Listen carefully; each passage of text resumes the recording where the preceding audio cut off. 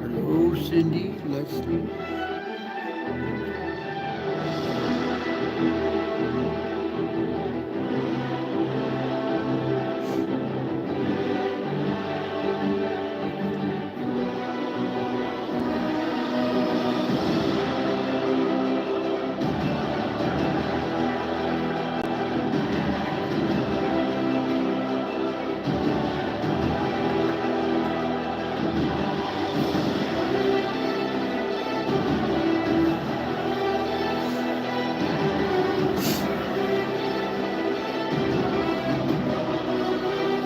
Hop in, Sin.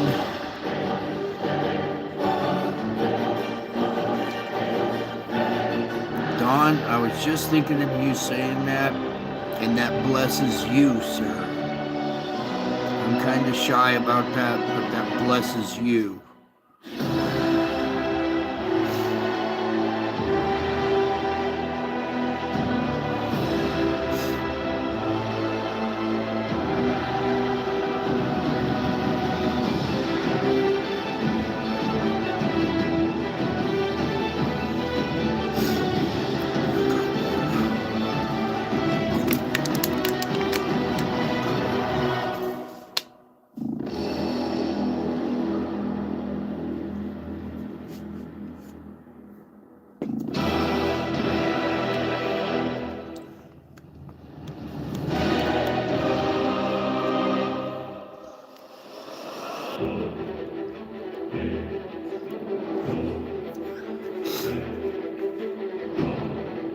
A few minutes to people hop in here because we don't get any notifications anymore.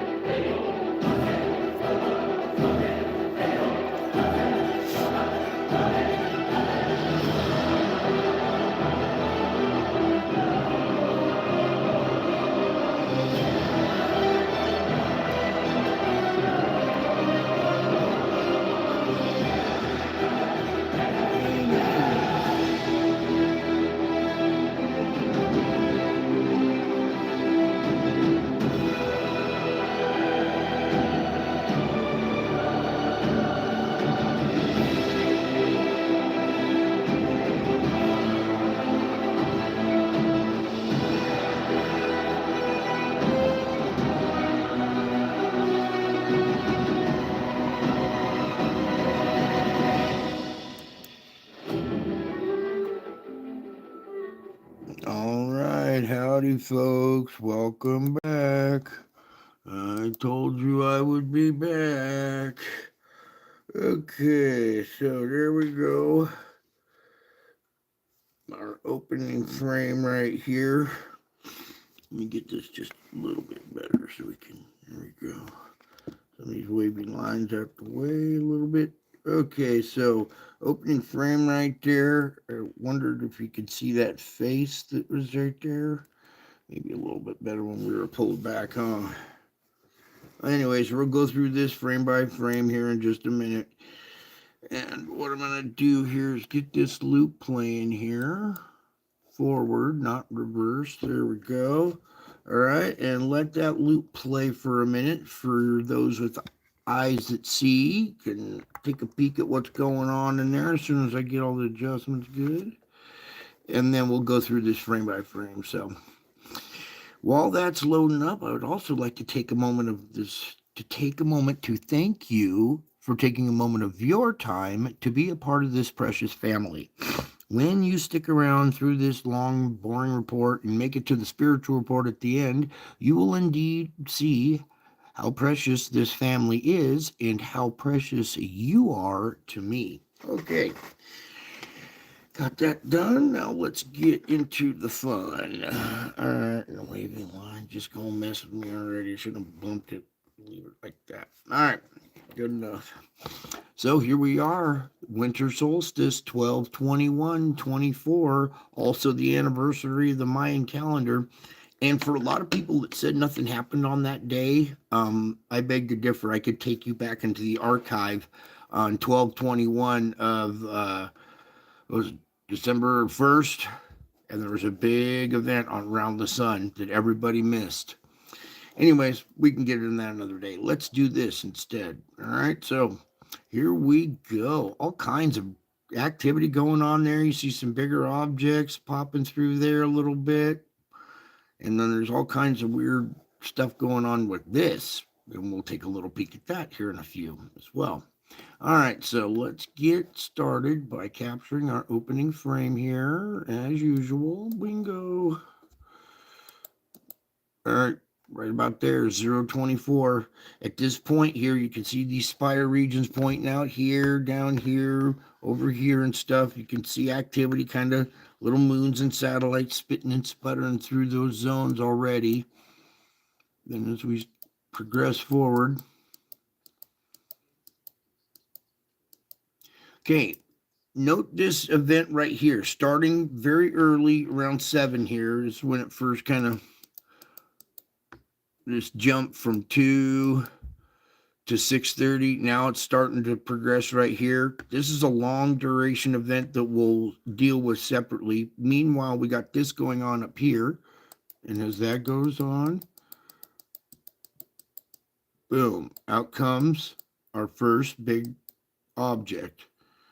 Let's get right to, all right, there you can see our bigger round black object. You can see our plasma flaying off the backside, some of the trailing moons and satellites. Okay, so a bigger object right there. You can see the flow going over it and going around it right there. Now, as it passes by the sun there,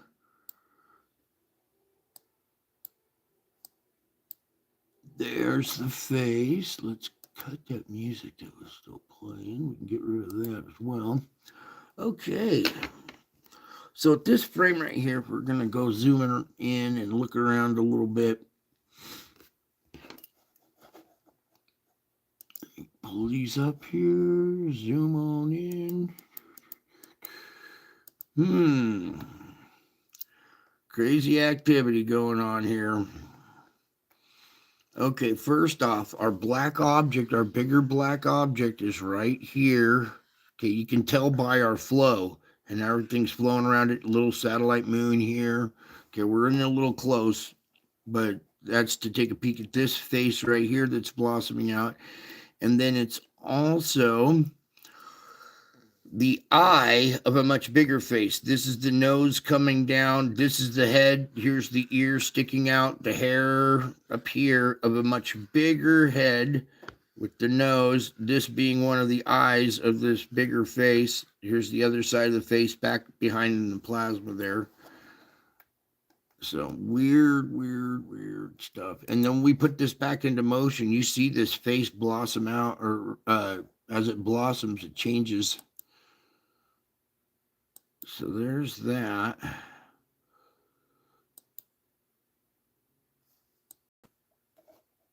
And the lighting doesn't do it justice. There we go. We'll have to forego some wavy lines for the brightness of it up there. All right, so there is quite a little event going on right there. And you're welcome to come over to this site and take a peek at this too. You know, we're at frame 29 and 79 if you want to pick it out and come look at it. If you saw something else in there that I didn't point out, you can always come over here and check it yourself, because these aren't, I didn't create these images. This is NASA's satellite coronagraph.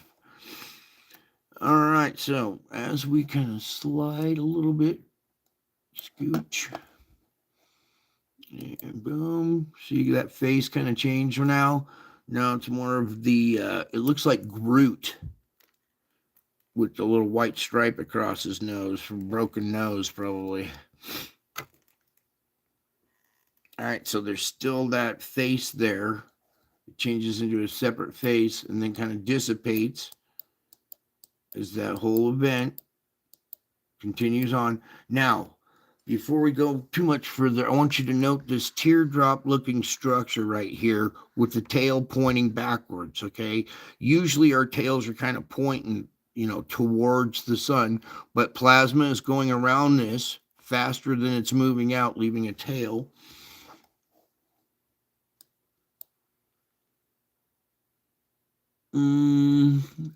That one. Excuse me. I think it's one of these frames coming up here. Still watching this one. Meanwhile, other little activity popping out down here are slow, long duration one that we'll get to secondary here. Excuse me.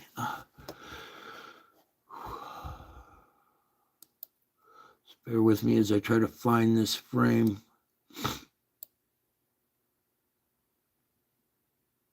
Okay, I think it's this one right here.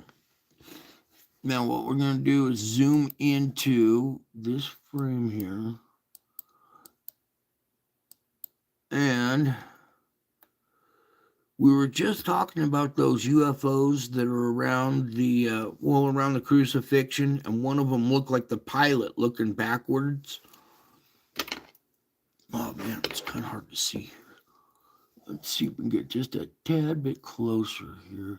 This reminds me of that white one that was leading with the pilot turned around looking backwards. It's our white round sphere with the tail going back this way.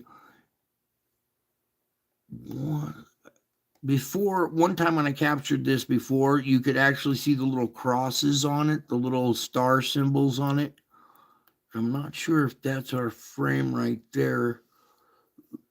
Let me try going one more frame. Can we go this way, Lord? Oh, we can.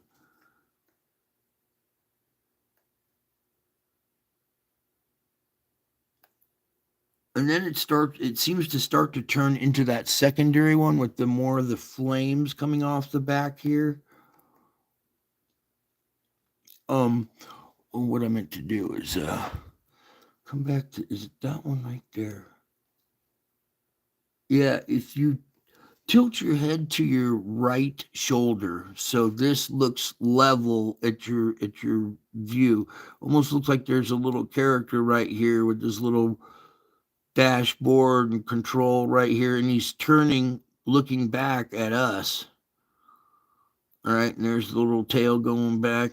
I'll try to find the image in the paintings later on, but it's funny, we were just showing those images not too long ago, and then this event happens right here that looks very similar to the painting. Okay, so we have to whoops, wrong direction here. That one. All right, so we'll try to come back to that one later because we still got more going on. All right, so back to 125. Whoops. All right, scooch and slide. Come here, you. It's been one of these. Come on.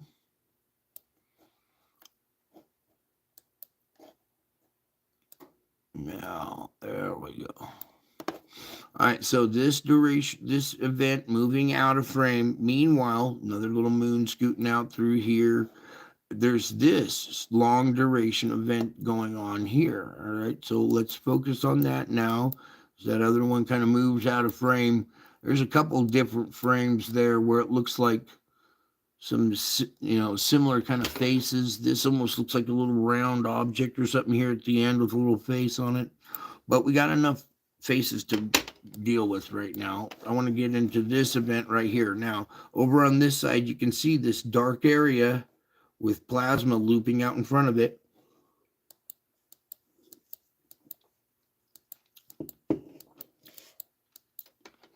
Okay, it's still going on while a whole nother event takes place. Two events have taken place in the duration of this one. Right here, kind of looking like our yin-yang symbol that we saw in the crop circles the other day, right there. And let's just go in a little tighter so you can see what I mean.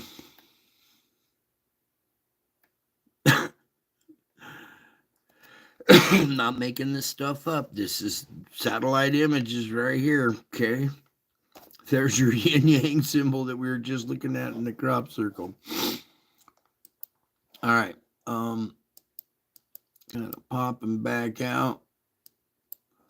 Whoops, 125, don't lose track. All right, and now we have this bigger object event going on here. You can already see the bulbous round structure of it here in the flow pattern. So let me continue right There, boom. Also, you can see shadows of little moons and little remnants there floating around.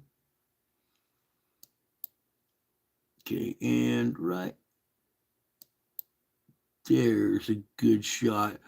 Here in the backdrop, in the background, you can see our bigger object. Our shape is like right in there. Little satellites trailing along with it. Little, moons. Okay. And what I mean by satellites is another object that orbits a bigger body, not a man-made satellite. All right. And it dissipates. Meanwhile, we still got this event going on down here. Now, these long duration, slow motion events are really hard to detect until you put them into motion. So what I'm going to do is it's still so long that regular speed doesn't do it justice. So what I'm going to do is I'm going to speed this up a little bit and zoom in. I want you to tilt your head to the left this time, to your left-hand shoulder, and look at this triangle type shaped structure that's coming out right there. Almost looks like a triangle with a little V in the back. It reminds me of like the symbol on the Star Trek uniform. And that thing is long duration. This is sped up way fast and it's still popping out really slow there. So I'll let you be the judge of it. And you can see how many CMEs and flow goes over this object, this long duration, slow motion event here. And I'm sorry everything else is squirting out really fast. Let me slow it down one tad. Okay, that's a little better. Okay, so there's your triangle chevron type shape structure coming out, interacting with the sun, not coming out of the sun, but coming out from the side of the sun, from behind the occulter. Okay, coming out from behind the occulter. There we go. And now I will let you be the judge. There's Watchwoman of the Dragon. Hi, and love always. Good to see you guys here. Thank you for taking a moment of your time to be here, too. All right, back to your tilt your head to the left, and you'll see this triangle shaped type structure coming out right, bing, and then it has a little V in the back shape of it. Okay, so almost looks like I said, the symbol on a Star Trek uniform. They tap it. Scotty, beam me up. Okay, and then there's all this flow up here. We're a little too zoomed in, but while we were there, we can back out a little bit. So, very busy day on the sun. Some bigger objects, what looks to be our little craft with our little pilot type dude. Okay. All right, so there's that. Now let's move on into our solar ham report. Solar flux indice. I was talking about this last night. We're getting closer to getting into the red. Well, here we are, 201. We're in the red. We're up 17 more points. Okay, so the sun is coming to life. There's all kinds of activity going on, spits and sputters and bigger objects interacting. Okay, so you see the uptick in their solar flux indice. Meanwhile, solar sunspot number counts up 4 more. We're in the yellow at 152. So halfway through the yellow there, 48 more points, and we'll be in red there. Okay, that was a little update there on that, I guess. We don't even really need to pop that open. Right now, 3-day geomagnetic forecast, all clear right there. Let's go ahead and zoom in and see how fluxed we are. Goes X-ray flux, that is. All right, swimming pools and movie stars. For those of you who know, remember the Beverly Hillbillies. All right, and we're losing control over here. Trying to get these wavy lines out of there that bug me. All right. my funky way of having to do a live stream, but it still works. Quit tapping on that window out there, whatever you are. Doing a show. Ugh.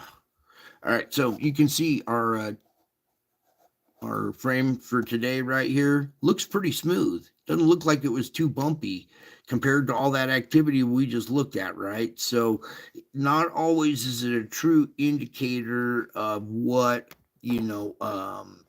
happened on the sun. It's more of an indicator of what happened between the sun and this instrument, okay? Between the sun and Earth. So there's your bumpy activity for today. And then going into tomorrow, look at this. We've already got some activity going on right there. Would you guys like to take a little peek at this? A little peek into the future? Like looking into a crystal ball a little bit? No, you don't want to see this right there, huh? Even if I zoomed out and even if I refreshed it, you still probably don't want to see this, but tough, we're going to do it anyway. Oh, dear God, I wish we hadn't now. Oh, another big event there. All right, so we still got what? Look at this thing moving out over here. Oh, is that a drone?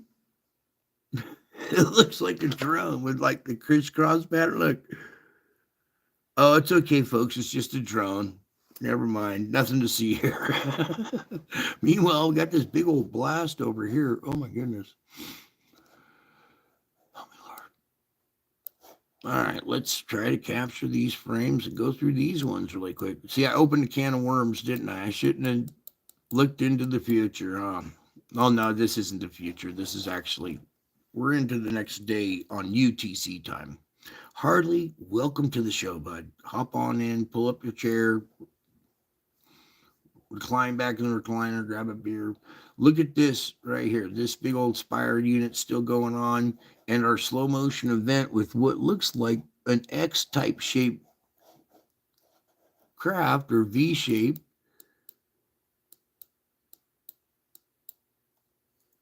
Okay, big object right there, trailing moon.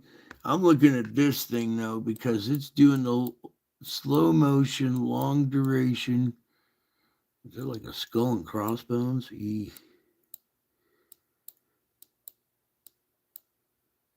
Okay, so we got the ghost image here of what's starting to look almost like a little X shape with the little pods at the end right here, like a human type drone, kid's drone or whatever.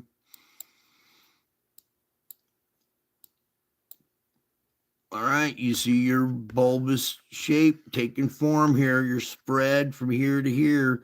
Maybe not a big one, but maybe a medium size, something right in here. Let's go back a frame. Right.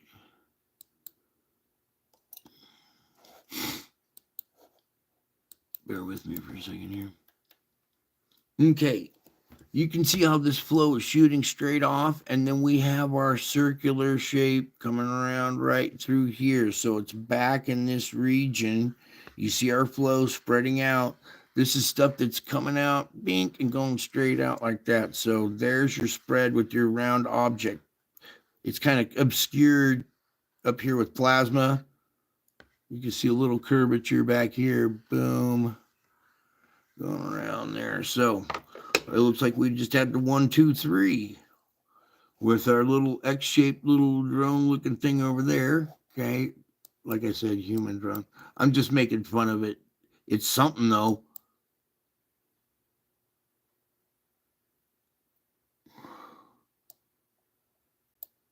It's like an upside down cross.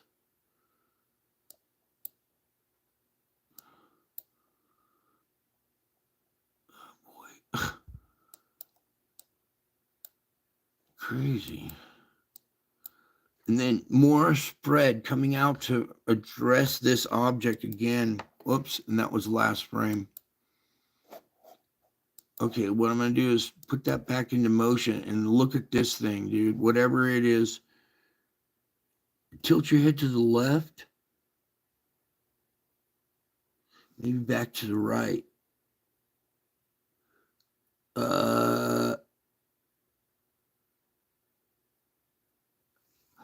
That thing actually shifted and moved and changed course a little bit. And I noticed that too when this blast hit this thing when it was first coming out. It dipped down and then popped back into place. So something right here, this is a physical, like, craft or something. Did you see a lion face in there? But just the X type structure on it makes it look like almost a human drone or something. But there, you can see plasma flowing over it and everything. There's yeah.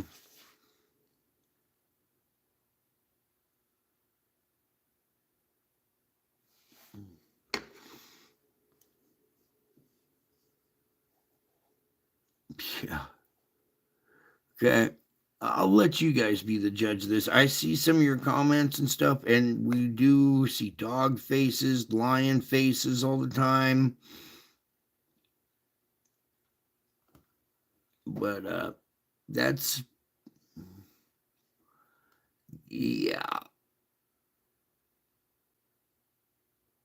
Wow. Okay. So that was just a little peek into the future. Boy, are we going to have a report for tomorrow night, huh? Already got lions popping out next to the sun, weird shaped object causing it. Okay. Not a dull moment at this show, huh? Oh boy. I got to say a prayer every time before I do one of these just to maintain composure too. All right, here we go. X flare potential up to 10%. So we've seen a little hike up in percentage on our X flare component. Mind you, over here at the D layer absorption map, we're having an absorption event, aren't we? Mainly down at the southern hemisphere. It's not all red, but on our color chart, it's orange, like yellowish orange right in there. So we're having a slight little proton event. Okay. It's mainly at the southern hemisphere, but we had impact of something. Okay. And we didn't get to see much on the tracker last time, so they're really not kind of showing what impact, and they haven't forecasted anything in a long time. So, meanwhile, M flares 2521. Look at your aurora. There's a little yellow growing right in there. Okay, northern hemisphere, even though the southern is getting the proton event, it looks like the northern hemisphere is actually having the geomagnetic event. Okay, more so than the south with this little yellow band. Now, that'll only probably bring KP index up to 4, something like that. And you can see that it's been active in the last 24 hours. We've seen this little spike up and down here, but we have this little pattern here where we keep reaching around this level, around 3.5, just under 4. So right there, all of these right here. And those are getting absorbed down into the earth. And even though they're not super big ones, we are overcharged. So any kind of added stuff does not help, even if it's little bits. Meanwhile, last night there was all kinds of beta gamma and growing. Now look at all the green here. Nothing in any kind of beta delta, beta gamma configuration. Most stuff's declining and stable. All right, all because we've seen them big objects interact with the sun, and their satellites are also causing little sunspot regions. Once they deploy and they've interacted and they move away, boom, all of our activity declines. Yeah. Okay, here we go. Far side solar flares. The solar orbiter spacecraft deployed by the European Space Agency, or the ESA, is currently catching up with the Earth in its orbit around the sun, but saw just enough behind the E-SLIM to detect an M7 plus solar flare at 1942 UTC, December 21st. This is likely the cause of the CME seen here on Saturday evening. An earlier eruption off the limb on Saturday morning around 10 UTC was the result of a flare measuring at least M2. Look at this image right here. Oh, that's a. Can you see our object in there? Our big round structural object right there. I wish that's a good frame. Where was that one? Okay, so bingo. They don't even know what they're looking at, but we do, don't we? Because we have eyes to see. That third eye that sees three-dimensionally and is able to see the plasma flowing over a spheroid object right next to this. When you're able to see with that 3D depth perception on a two-dimensional page, you can see the moon here, satellite with plasma flowing over it as well. Okay, it reaches the top of the sphere and it won't suck over the other side, so it just kind of tapers straight off like it does off the roof of your car. Okay, bottom part drapes back down around there, but there's your, you can tell by the flow asymmetries and stuff too. Okay, and that's like I call it the third eye, being able to see three-dimensionally these objects, because you got to remember, this is space, this is three-dimensional out here. You're not just looking at a bubble on a page, you know, a round flat disc on a page. This has structure and depth. For those with eyes that see, you can see it plain clear as a bell. Good shot right there. M7, okay, almost, we're getting stronger towards X flare. And do you see how when we pull back, how more defined that structure is? The smaller it gets, the more compact and compressed the image gets. A lot of that is with the spiritual realm too. It's so close up in your face that you have to zoom out and pull back and compress the image in order to see it a little clearer. Okay, no events log track lacking because we're lacking the tracking because there's no events log. Yet they lied, and here's an event log. I'm glad I opened it. So there we have CME moving away. Hopefully, you know, thankfully it's moving away, but usually our objects are inbound like this, and just as they strike one of these magnetic fields out here, is bing, that's when the shock hits. But it still continues this way. Not every time. Sometimes they're going left and right. Now, remember that crop circle that I showed you last night of all the different directions that they come off the sun? It's almost looking from this perspective. It's showing you, that's one of those bubbles that comes out at this angle. Remember, we had the sun and the earth with the, it's kind of this layout, isn't it? With the Stonehenge representing earth, the sun over here with all the sunspots and the little bubbles coming off, and some angles come out here, some come out there. But it's interesting how that crop circle kind of almost is a representation, or has the perspective from this satellite looking down from on top of the solar system, looking down on it. Interesting. All right, let's move on. Nothing really to see over there. Backing on out. Let's see. Happy Solstice Day.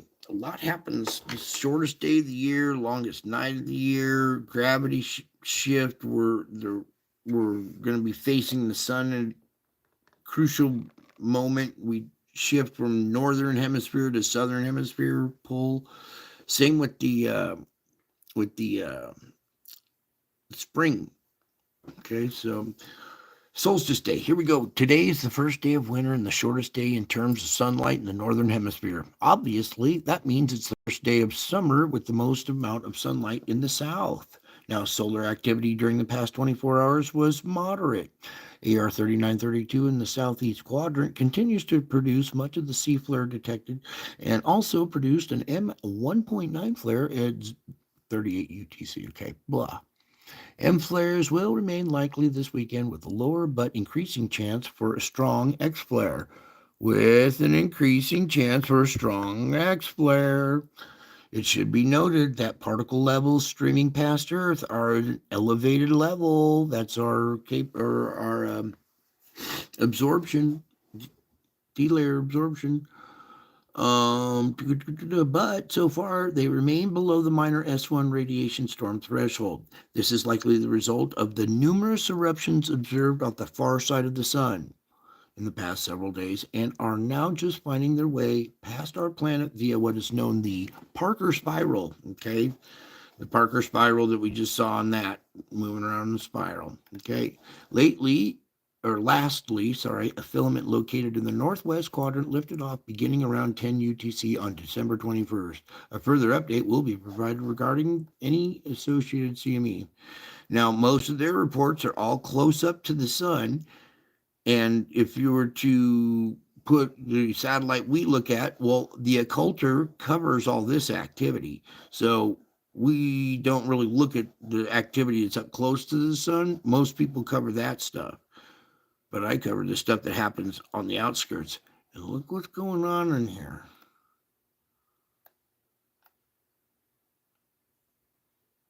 When I dim the light like that a little bit, can you see it? They're capturing this stuff too, right close to the sun.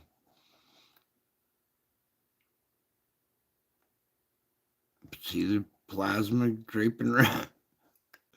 And everybody would say this is an arch, a magnetic arc, which it is, but it's being caused by this thing. Okay? It's not the sun just spitting out a big old filament. No, there's another magnetic influence that's lifting this thing off and tearing it away. All right, below is an updated look for new sunspot regions. Blah, we don't need that one. Enough of that. Let's get on over here to spaceweather.com. Arctic Christmas lights, a minor CME left on Sunday, December 21st, and forecast models show that it could strike Earth on Christmas Eve. Okay, everybody, 3 days from today could be Christmas Eve, but striking Earth as a CME is not potent enough to spark a full-fledged geomagnetic storm, but it could fill the Arctic Circle with bright auroras on December 25th. Oh dear, the auroras don't fry Santa while he's delivering. All right, now Mercury's tail has returned. Space weather, they showed this little tail coming off of Mercury. You can come over and read about this. Interesting thing about this picture, even though this is Mercury and a star in the background, this is similar to our objects that we're seeing and their configuration. When I first encountered this activity, it was two objects, a bigger one and a smaller one, but both together, similar like this configuration. Okay. And now when I see people getting the same configuration, capturing what I was used to seeing all my life, then I know what they're capturing is the same stuff that I'm used to. Right. But these are the stars in this article. I'm just using this as a example or a diagram of what I know to be real is similar to this. Okay, now we don't need no education. We need thought control. So let's come over to our thought control. All right. This is the Schumann resonance, and your core spinning inside the Earth generates a magnetic field. That magnetic field hums much like a high power voltage wire does, and our high voltage planet hums at 7.83 hertz, which is this green line that goes right across this way. Now we like to just see one green line, not multiple green lines, just one boring green line. That's optimal. But since all this activity has started, we've seen interruptions down at the core level that are causing grinding, emanating from our planet, bouncing off the ionosphere, coming back down. This detects the echoes that are emanating from the Earth. This is it. Indications of our core grinding on the shell down below. Now you see your spikes. Little buildup of pressure causes the grinding. It spikes. Then we get a pressure release via earthquake, a volcano, SO2 emissions, new site opens up. Wow, another tap on the window. Cool. All right, so all kinds of activity going on down below. Very intense roller coaster ride today, from intense to back to normal, back to intense, back to normal. So this roller coaster ride of intense, then nothing, then intense. So this messes with your mood. This messes with people's their moods, their thoughts, the background. Just really quick, when you take away the 7.83 hertz and it gets really weak, like some of these spots over here where it's not so vibrant and strong, excuse me, when that field gets weak, that's when people get violent and aggressive and crazy. Okay. They forgot to supply this frequency in the cosmonauts, Russian cosmonauts forgot to do that, and the cosmonauts went mad and tried to kill each other, right?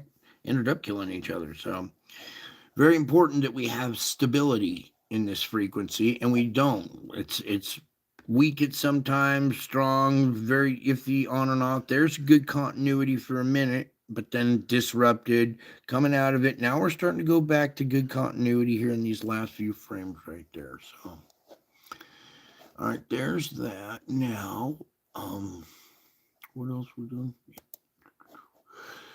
Over to Null School, the School of the Null. If you ever want to access this, it's earth.nullschool.net. You just type that in, it comes right over here.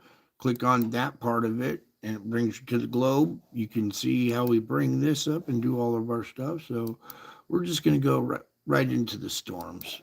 I already showed you the subtropical convergence zone. Okay, there's your storm vortex activity. We still got this vortex out here parked off up here in the Gulf, just sitting there rotating, bringing moisture to the Pacific Northwest and the coastline. It's not going so much further inland than just skirting the coastline. Meanwhile, there's another big vortex growing out here.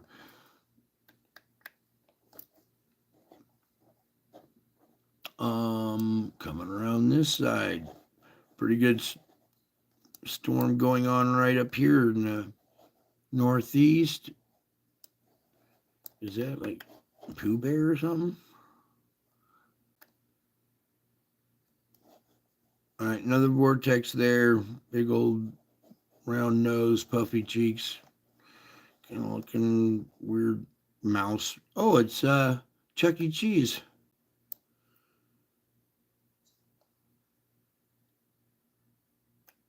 I don't know. I'll let you be the judge of this. Anyways, there's your vortex activity. Clearing up over there for the moment. Let's get our sandstorm report going. Particulates, dust, and extinction aerosol. What a lovely name. Ah, not those. No. Go back.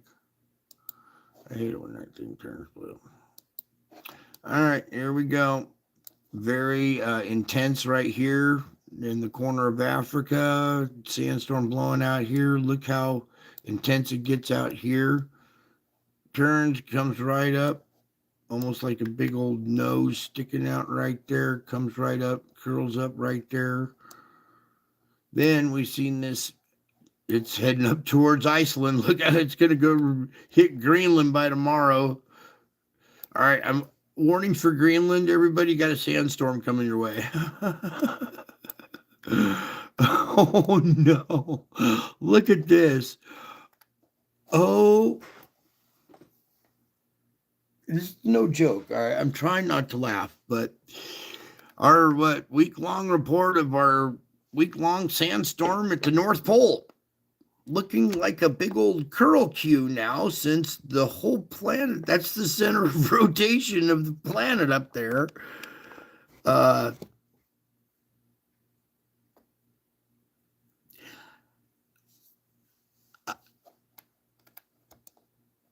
I don't know what to say. I'm kind of speechless. That's kind of it. That's kind of one to get me speechless. So I'm gonna let that sit there for a second because I gotta get this set just right, or else it's gonna bug me the rest of the show. But look at that. All right, there is your sandstorm at the North Pole. Now, if you told anybody in the mainstream media, hey, by the way, we're having a sandstorm up at the North Pole, they'd be like, yeah, sure. Well, it's not a big old dense sandstorm, but there is Sahara dust or whatever particulates. This is dust and sand reaching way up there to the North Pole. And then you can see the rotation of the planet. That's the way the winds spin up there. It's curling right around that is insane. Remember the yin yang symbol that we were seeing? Maybe this is a little representation of it right here on the Earth. Ooh, there we go. That's a little bit better. Crazy. And look, the whole Arctic region's got sand up there. Very intense plumes coming off of northern Siberia. Okay, I'll let you be the judge of this. You can see what's going on here as well. I didn't make this stuff up. This is their map. Kind of face is going on over here. All right. Meanwhile, we got this another sandstorm about to hit Oman, Yemen area. Saudi Arabia is still coughing and choking on sand over there. A lot of this blowing out into the Indian Ocean. Meanwhile, look at this. Australia got their own intense little pocket of sandstorm going on out there. And it's blowing out into this region. Wow. Crazy. Meanwhile, all clear over here.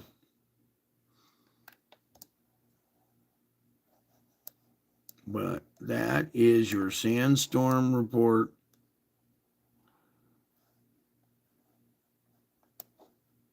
That's a lot of sand. That's a lot of dirt in the air. And that is crazy. Okay. Yeah. All right. I'll just kind of leave you sitting there with that one. Yeah. Wrap your head around that one for a minute. All right. Now, let's get on over to our chemicals, please. SO2. So I don't like them, that one there in the blue. Oh, look at this, too. We're up at the top. We got SO2 getting caught up in that, too, curling around up there. Signs in the earth. Wow. Okay, let's come on over to, yes, our country divided here still. We're looking right down the middle. Off to the right, the eastern part of the country, soft porous crust. Off to the left, the western side, more thick mountainous, but the perforations are more volcanic in nature. There you go. Before there was just 4 little dots. Now there are millions of them all over the planet. We had 4 little dots and everybody took all this concern. Oh my God, everybody take notice. Now it's just bleeding out profusely. Look at this big old plume out here in the Pacific where it's been caught up in that. Want to check on our fires. I wish this blue stuff would go away. There it goes. All right, now, there we go. Most of you guys know this gas comes out of the ground so hot that it causes spontaneous combustion around our emission sites, causing fires up here in Canada. Now, this is winter now. Okay, first day of winter, the winter solstice. We can say it's winter time now. So here we are in wintertime having forest fires way north in Canada. Out of character. But we're having them because they're at our emission sites. SO2 coming out of the ground at thousands of degrees. It just dries out all the plants right around it. It dries them out really quick, and then they ignite. There you go. Fire activity up in Canada. It had gone south into the lower 48, but not so far, not so much right now. You can see a few plumes that are blossoming here. Bay Area has a little leakage. Okay, we're going to go down. See, look at Mexico, all this region. The wind is blowing it offshore into the Pacific. But look at all, you can really see the independent sites with the plumes blowing off of them. You can see how much it's just bleeding out. These are all volcanic islands, every single one of them emitting SO2. Another tap at the window. Wow. A lot of activity tonight. All right. A couple of these regions up here are starting to darken up a little bit. This patch right here, this darker spot, even this little spot popping up in here. Usually it's down here that we see that activity around our fulcrum point. So a little increase up in this region here in SO2 emissions. Our fulcrum spot looking very organized, developed tonight. Strong right there, strong up here. Fifth spot hanging out. The fourth one right in there, not so strong, but fair amount of pressure still going on right now. Coming down through here, a decent plume that's coming out into the Pacific. Most of it's coming out into the Atlantic side, though, and gets swirling around the world. We got to take the fires off. That's the problem. There we go. All right, so there's that side of the world. Hawaii, the hub of the Pacific Rim, doing its job. Okay, adjust for the time zone. Alrighty, the big bruise on the face of the planet, China right now, just big old nasty emissions. India following suit. Middle East. Oh, I still need to go find those videos.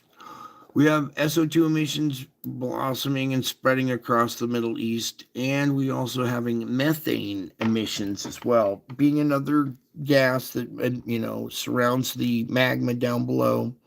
Methane, when it comes up, it's actually flammable, but it's lacking the oxygen, so it comes out already at temperature. Is a flammable gas at extreme temperature. All it needs is oxygen. It doesn't need a spark. It's already that hot. All it needs is oxygen. So as soon as it penetrates the sand and reaches the air, we're seeing pits, like sinkholes, open up that are emitting methane that are on fire. So you're having pits of fire opening up in the sand in the desert out in there. You're also seeing like sand fountains, sinkholes, mud volcanoes and stuff in that region as well. And a sand fountain is where pressure coming up from down below is just basically pushing the sand that's in that area up into the air. And you will get a squirt, a fountain of sand shooting up into the air. That's because the pressure down below is shooting gas out there, shoving it up in the air. Okay, that whole side of the planet looking pretty ugly. Meanwhile, we got our relief valve down here, Java, being pretty dark. A lot of this is blowing out into the straits there. Note we got fair amounts here. We're gonna have Krakatoa going off here in our volcano report. Hopefully they report on it.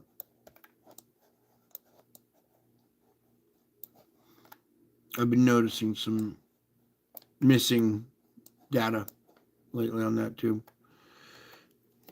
Now we come over here while we're at this. This is our pencil type looking island with our two SO2 emission sites. It relieves pressure right here at the plate boundary. We've been seeing quake area here, or quake activity around Vanuatu lately. Okay, so a lot of pressure growing in this region, a lot of SO2 coming out of here, especially out of this island, acting as a relief valve. There's Fiji, volcanic island. Here's our home reef, our new little seamount that grew to the surface and now is emitting an SO2 plume. Okay, see, it's not even an island on the map. It's just our little seamount that busted through the surface there. Okay, now let's get what? No, I don't want to have to. All right. We'll do an SO4 report here really quick too. All right. Now, SO4 is another sulfate SO2 having 2 oxygen atoms per molecule, SO4 having 4 oxygen atoms per molecule. So it's much like SO2, it just has a little more oxygen. But that's not what we're concerned about here. It comes from the ground, it's also man-made, but that's not what we're concerned about either. The deal with this gas, this particulate, okay, it's classified as a particulate, okay, but water likes to adhere to particulates, right? Well, when water adheres to this particulate, something else happens. It bonds with the water. It has a chemical bond. So when water and SO4 combined, H2O plus SO4 creates a new chemical compound called H2SO4, which is better known as sulfuric acid. And what you're looking at is sulfuric acid all around the world.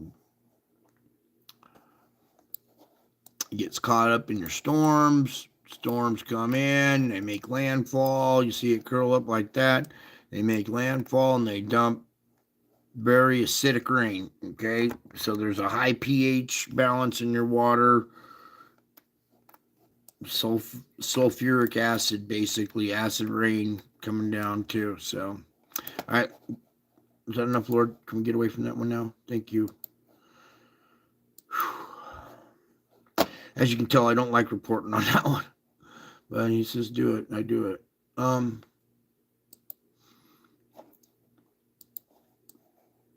Okay, here we go. We're coming into our Juan de Fuca region. Here's your plate boundary. Comes out Juan de Fuca, comes out to right about here where this cold spot is, zigzags up. You see we have a little hot spot growing inside the plate boundary. Okay, more along the coast right in this region. Cold water inundation still struggling to, fight to stay in the region. But then you see a little hot pocket opening up down here. This is kind of more off the coast of Half Moon Bay here, between Santa Barbara and Half Moon Bay area there. What I've noticed now, a little change last night, this little region right here had pushed in some more heat and pressure. We're seeing a little uptick in earthquake activity in that region. Now it's kind of diminished. There's still a trace there, but it's less than it was yesterday. So I expect to see a little diminishing of our earthquake activity in this region now. A little pathway least resistance opens up out here. It sucks pressure away from, you get pressure transfer. Whatever is pushing up right through here, and you get a bigger hole over here, all of a sudden this releases more pressure. Well, that's going to diminish in its emission. So stuff like that's been happening. We get flare-ups and diminishes. Look, here's a flare up here. There's a little something going on down there. Okay, also we need to take a peek here. The Gulf of Mexico. We're looking here along the shoreline. There's cold water that's still in the region, wants to be there because it's wintertime, except we got some kind of emission sites on the ocean floor out here where they're drilling for oil and stuff. So don't be surprised to see an oil platform fire or something like that. Hopefully not. Let's pray against that stuff. But it wouldn't be surprised if, don't be surprised if we do see that kind of activity, because we know that there's pressure in the region. What has shifted in my whole balancing act going on with my camera and cheap little platform? My tripod died. All right, 1 second, right there, good enough. So heat in this area, keeping wind patterns sometimes coming up through the country, bringing warm, moist air in the wintertime up into that cold Arctic air. And when they collide, you get our severe weather patterns that form in that region. Now, what I'm going to do here in a minute is put on the winds, just really quick around the world. All our little patches, seamounts on the ocean floor, creating heat blossoms in water. Hot air forms over hot air, or hot air over hot water, cold air over cool water. Hot air rises, cold air rushes in to replace it, and you get rotation and vortexes. Popping into Java, you see cold water inundation coming back. There's just this one little patch right here but it would be running the whole coastline. Now we have seen volcanic activity going off here in the Sunda Strait at Krakatoa. So we're seeing cold water inundation there because pressure's being relieved. We got volcano going off there. Ooh, that's a sweet spot there for a second. All right, so as we, whoops, sorry, pull on back, you can see really hot water emissions right there. The activity around New Zealand intensifying. Okay, and then our little island right here that has the SO2 emission site is also having, you can see the hot water. It's, an indication of pressure in that region as well. Whew. Okay, let's get on to our earthquake report now.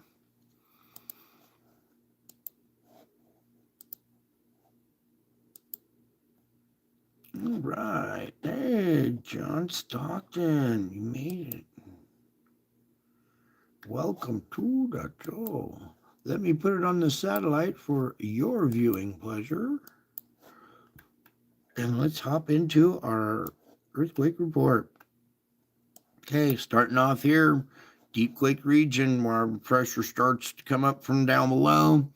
Doesn't look like much in our region right there.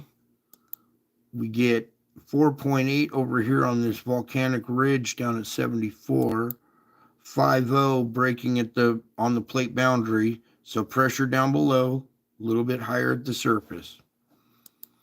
Coming over here, we have this island that's been relieving pressure, but you saw the heat in the area that's building up. So a big increase in pressure in this area, and this isn't able to diffuse all that pressure as much anymore. Now we're seeing earthquake activity, 4.6 down to 82. This is not up at the surface. This is a volcanic feature. This is on see this little flank right here coming down? Well, or this little road coming down here. This is the flank, 4.6. Up here at Vanuatu, our new little path of least resistance that's opened up, we have a good, healthy 6.1 down at 39. This volcano here, trying to come to life. Every time we get around to pressure, our new little weak spot right here, kicking out our pressure. 6.1, that's pretty good today. That's a decent-sized quake coming out of that region. Now, we haven't seen much activity in this region for a while, and here we go with a 5.0, and that's down at 35. It's not at the surface, so activity of volcanic feature is a sign of pressure down below. Our deep quake region here, 4.4 at 35, 4.8 at 59. Nothing along this whole trench right now because we've had Merapi going off 5 and 6 times a day, and now Krakatoa here went off too. Up here in your big fulcrum point type structure, 5.0 at the surface, relieving pressure at the surface there. That's beautiful. Recent activities, South Island of Japan here, where we've seen the bigger quake activity just offshore. 4.6 down at 174. Okay, this is different. Last time we saw big quake activity on this flank right here coming down to your plate boundary, and that's understandable because this is the flank of this whole ridge, and this is a big crack in the crust of the earth. But in this bay up here, this isn't even in the bay. This is on land down at 1. Ooh. Something stewing down below there. That could be an indicator of weakness in this area. They might still want to keep that alert for a big quake in that region. It's still kind of soft. It's still got this pathway of least resistance. It's not on this flank, but it's right here next to it. So something going on, shifting around down under here. We have magma shifts and pressure changes down below, ebbs and flows in the tide of the magma flow, because that can happen as well. 4.4 at 22. If I had the best tech, they probably got to be so easy to track this stuff. 3.6 down at 10. I'm just doing it with the old-fashioned way with like a clipboard and a pencil. Those guys at NASA got the laptop and 3D imagery. I want to get a piece of that one right there. Come on. There we go. 5, 6. Wow. Down at 9. I got to just because I want to see what other 4, 5. That's that's a big diversity. That's a big change from 4, 5 to 5, 6. Okay, that's why I check that sometimes. There's a 4, 6. Maybe they're talking about this one because this one has an alert on it too. And that one says 4, 5. Yeah, okay, that's what's happened. All right, so both of these quakes set off little tsunami alerts, but what I'm going to talk about, this is kind of right around when we see our 3s. Okay, I like to come into this region and make sure we're having a 3 or a 3.2 or, mid-range 3 in this area because that's our typical stable earthquake activity. So when I come into this region, we see this. This is an indicator of uptick in pressure. Is the chat flipping? Where's my? The chat might be tweaking. Who knows? Current activity right now too. 2.8, not much, but still current. So a little pressure going through that region right now, and Japan over here. I don't think anybody's chatting right now, Don. That's why they're all kind of just silent. But you can talk to yourself here. I'm okay with that. I'm like the best person to hang out with and talk to yourself, if you know what I mean. Okay, here we go. 5-0 at the surface, relieving pressure around Greece here. That's good. They need this activity. More pressure release at the surface to keep bigger activity down. 4.5, scrubbing energy pretty close to the surface for this region at a fulcrum point.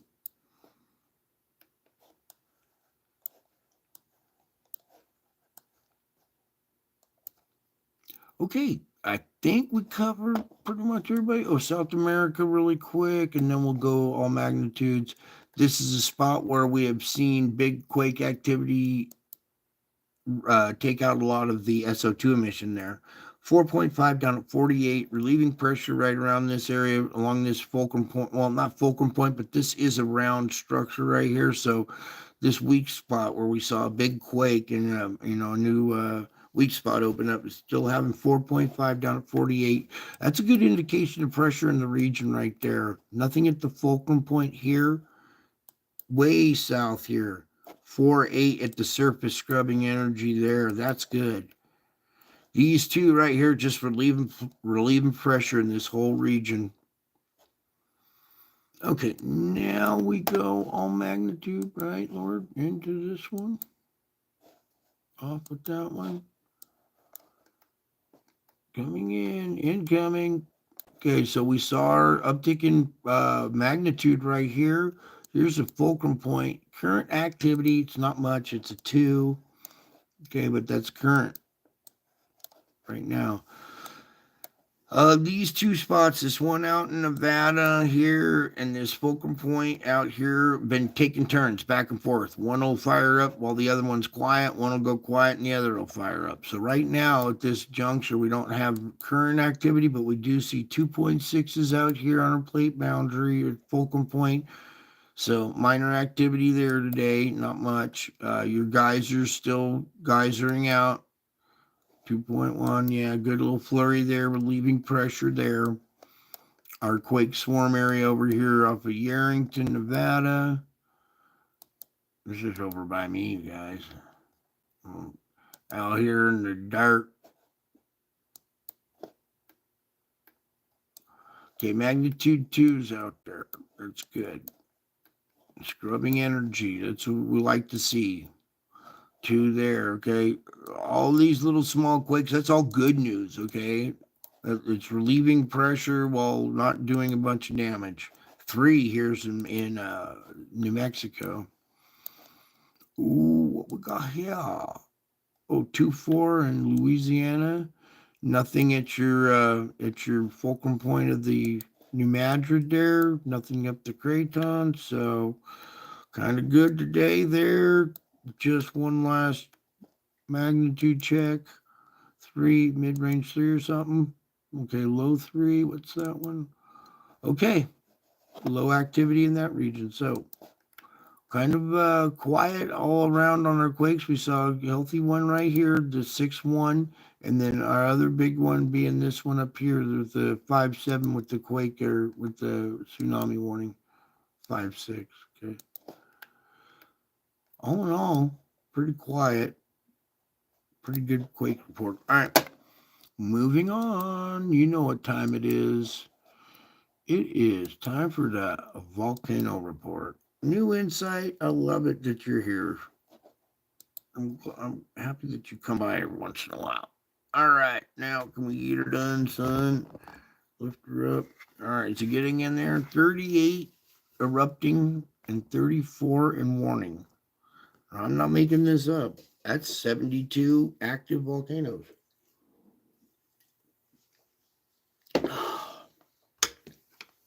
I'm telling you, this has been a long 7 years, man.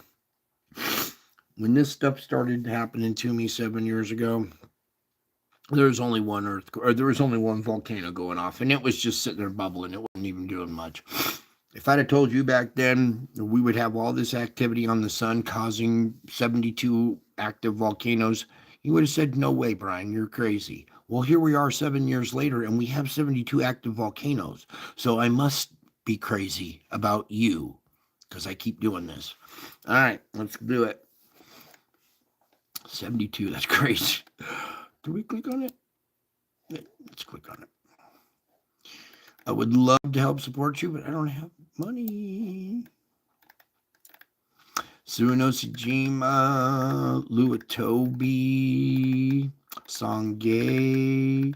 All right, Suwanosejima, 4,000 feet. Ibu, I be with you at 6,000 feet.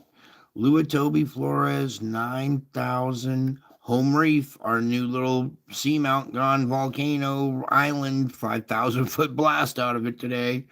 I'm not making this up, dude. Our new little seamount is having a 5,000 foot blast. That's crazy. All right, Popocatépetl, 22,000 feet. I saw that comment. Thank you, New Insight. Fuego, 15,000. Songay, 21. Reventador, 14. Sabancaya, so high it was unable to detect. And that was just in the last few minutes. Here's the solstice. Here's today, which is now, well, I guess it's yesterday now because time flies at this channel, I swear. There is your map of insanity. Come over someday and check it out. That's sitting there the whole time. Okay, cool. No wonder why I'm losing my mind. Okay.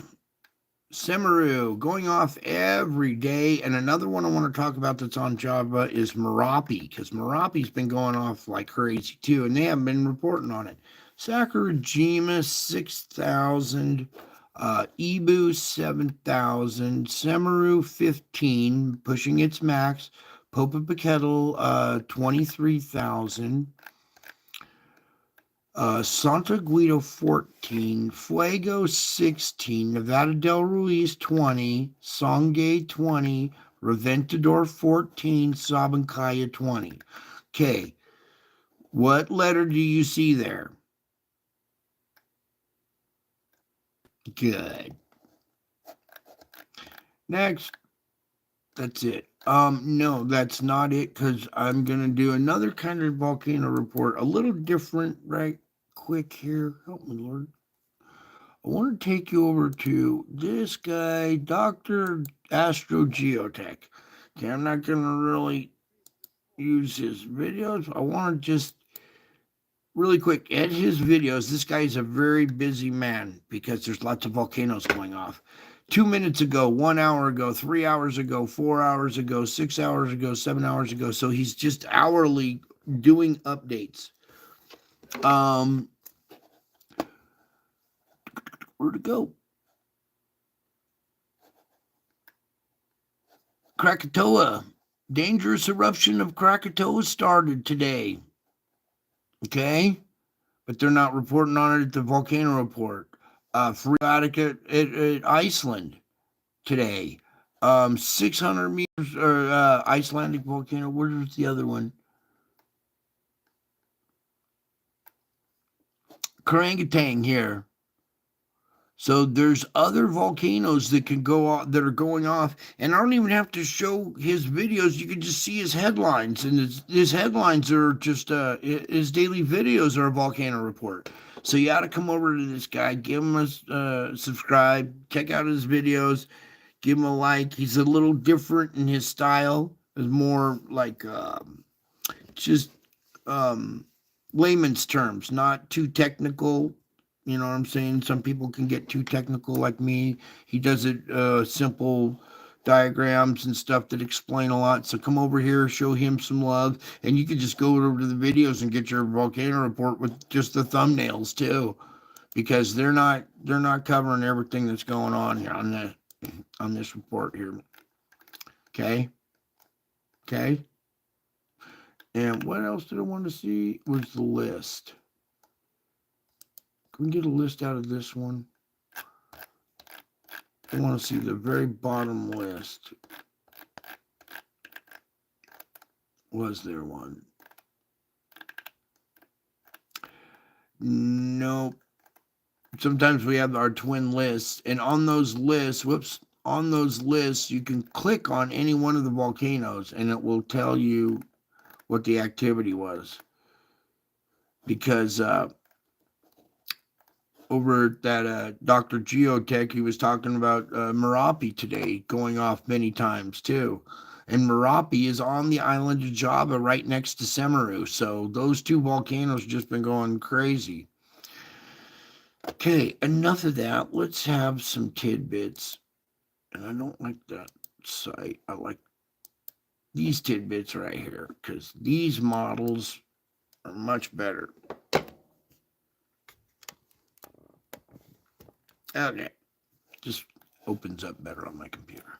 All right, let's kill that stream. All that's all loading up. Okay, current conditions, the nighttime of December 21st, your first winter night. Here we go.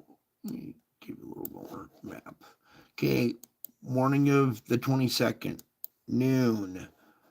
Approaching the coastline right there, noon. Convection, nighttime. Morning of the 23rd, noon, convection, nighttime, the coast again, west coast. Morning of the 24th. Now, most of this travel weather on the 24th is going to be on the west coast. Is going to be your problems, your travel delays with intense weather hitting the Northern California, Southern Oregon coast right there. Morning hours, noon, convection, nighttime. Morning of the 25th, here's your Christmas morning, noon, convection, nighttime, severity up there again. Remember, I showed you that continual flow, your atmospheric river just flowing right up through that area over and over and over again. So, morning of the 26th, noon, convection. Watch out, this thing pulls that maneuver. Yeah, that's not going to be good, really. Morning hours too, so popping up getting severe the day after Christmas morning. So everybody might be a little hungover from Christmas dinner and a little bit of drinking and entertaining with family and stuff, and you're sleeping in. That's the convection of the 26th. I thought it was the morning. There's the nighttime. So in the morning hours, right there, through the noon, if you see that starting to blossom and you're getting this quasi-linear type effect going on and it goes severe by convection there, watch out. There's a couple little linear lines right there. That possibility exists right there.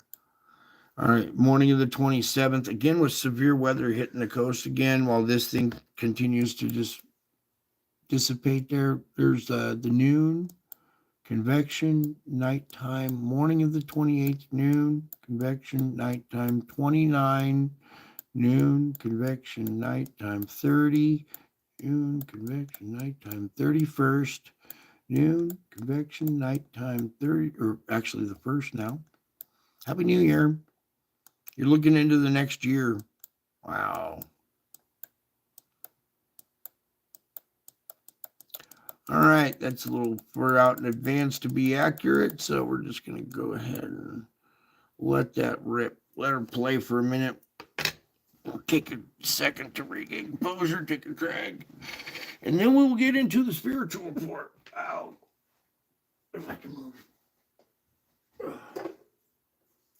Lots of wonderful activity going on. We got lots of particulates in the air, lots of precipitation coming down, heavy downfalls, lots of flash flooding, landslides, everything that comes along with weather. So it's good to be prepared. Have your culverts cleared out, any kind of drainage system, debris removed from there so it doesn't, so it drains properly. You can't stop the water, but you can divert it and direct it. So there are ways of like digging trenches and rock lining, to divert water and, have flow going around your property instead of through it.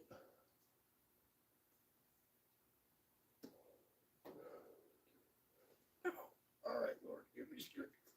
Oh, give that strength too.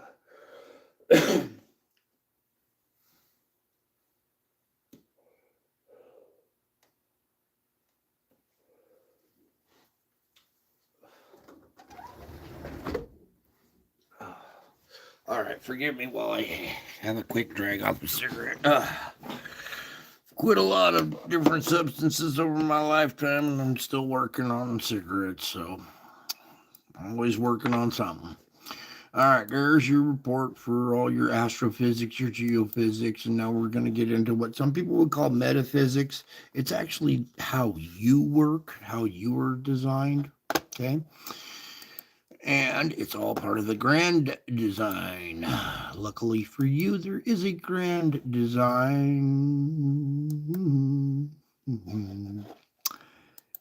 And you are part of it. You are members of an exclusive family. Okay? Not just any YouTube family here. Okay? That's why I say that at the beginning of the show, because this is where you get to relax and unwind and unplug from the rest of the world and all the headlines and stories going on. Okay? Let me take down some of this stuff too. We're gonna have to do a little bit of. Well, we did a little history last night, so we could go into reading, I guess, right away because you guys waited so long for that. And then we'll go more spiritual realm stuff after that. If you want to stick around for that, you can. Now, what I want to pull up is this one right here. See, I have all these faces in the clouds that follow me everywhere I go, okay?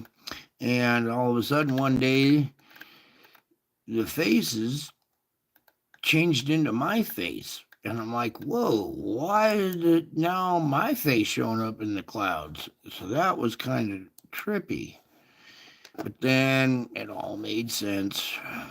It all kind of came together. So we're going to play this video really quick, too. Where's my sound, please? Lord. And there we go. If you look back behind it here, let's zoom in just a little bit.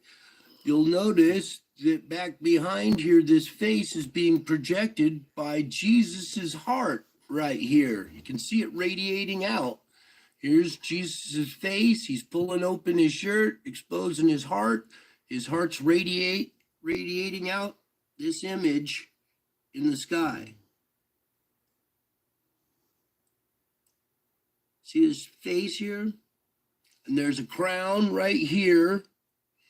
Also in the etherical, in black, there's another crown right here.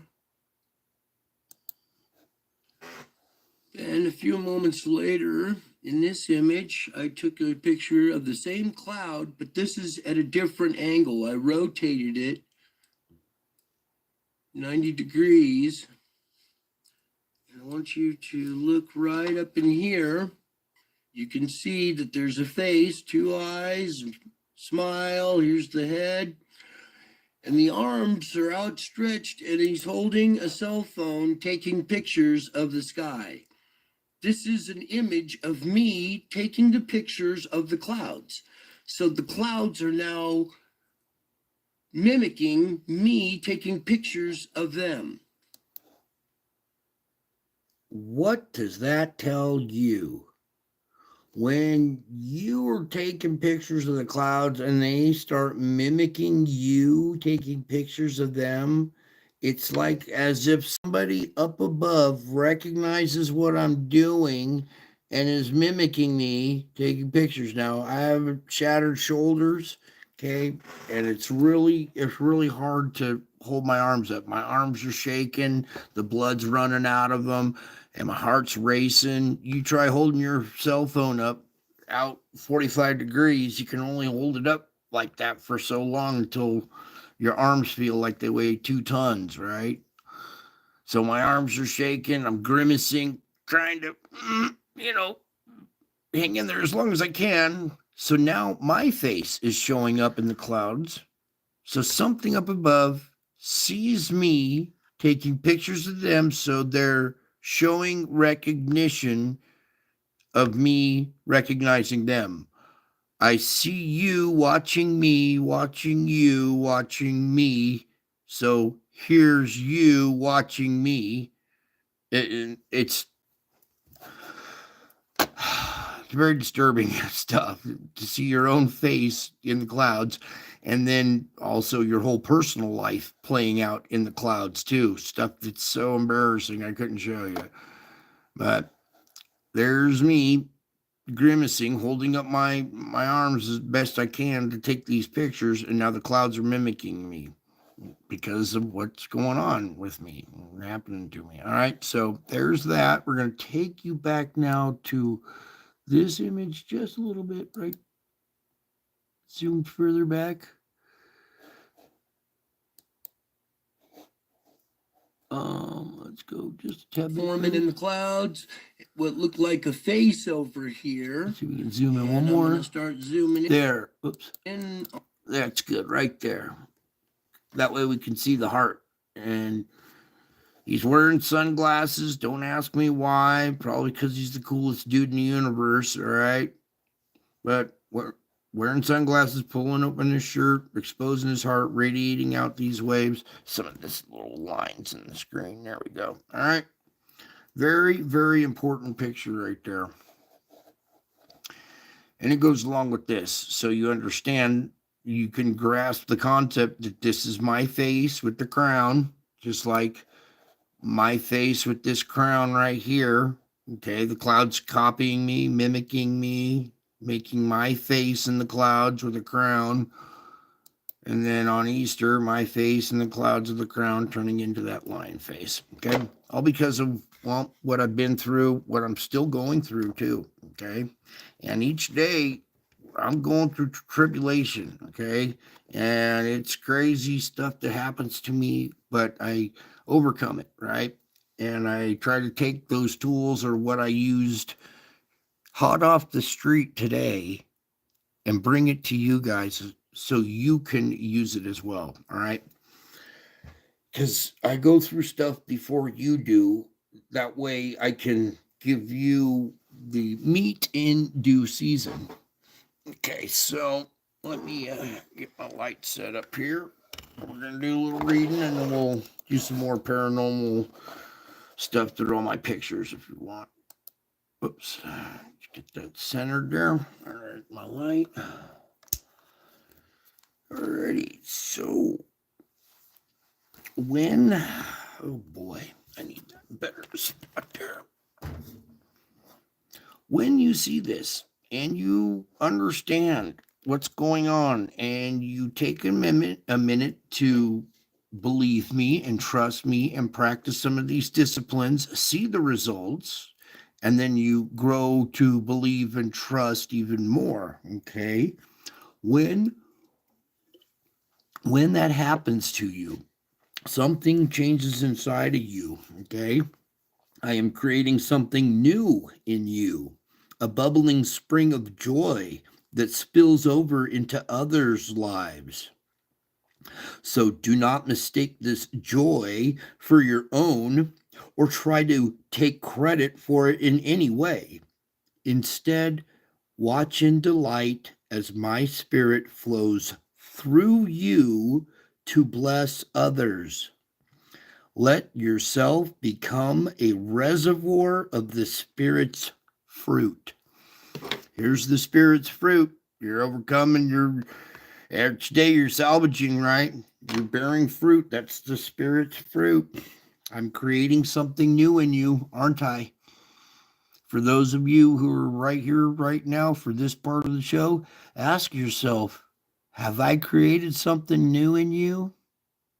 Have I brought you strength and hope that wasn't there and a level that you have now?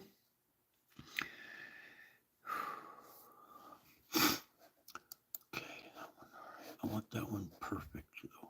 Has to be right there. Up close and in your face. Nah, looks better right there.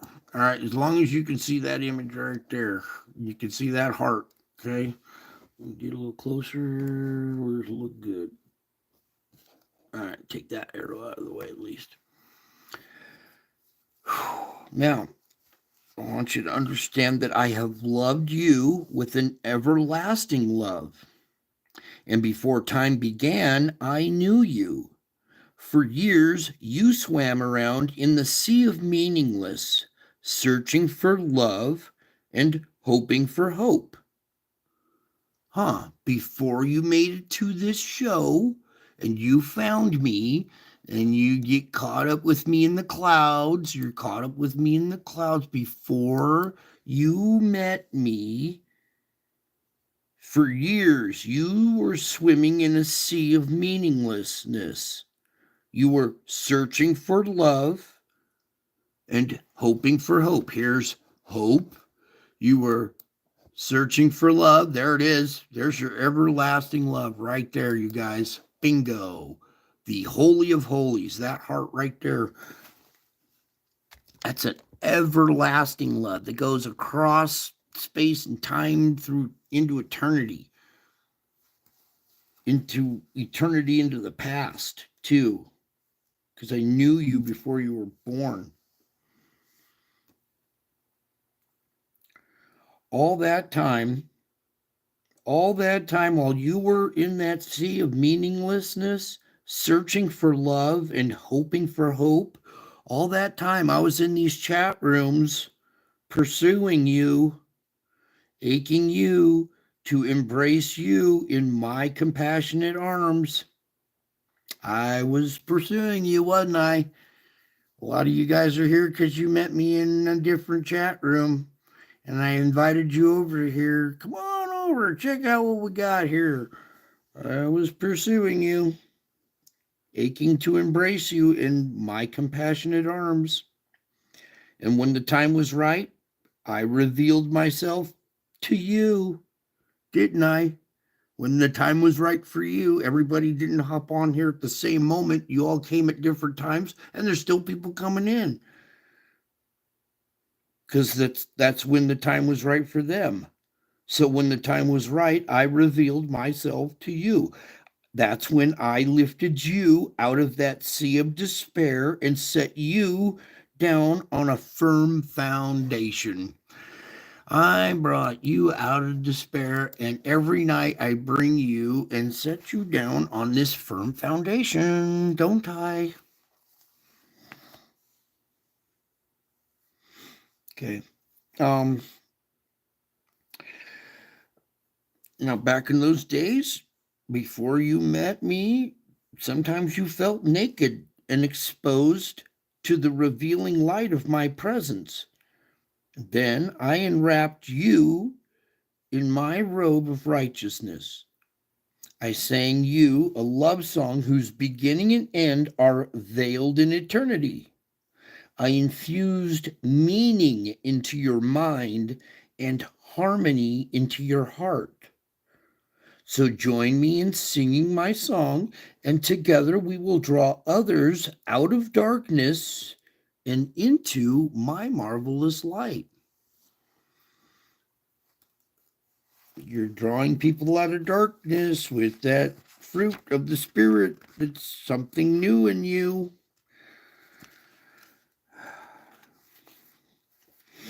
Okay?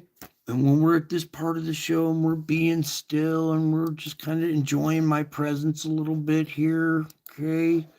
You seeing that heart right there? And when you approach me in stillness and in trust, you are the one who is strengthened, aren't you? When you see this and you understand that these are real, that I am a real, and I'm actually a person, okay? Just like you. I'm going through these experiences right now along with you guys at this. I go alongside you as well as before you, okay?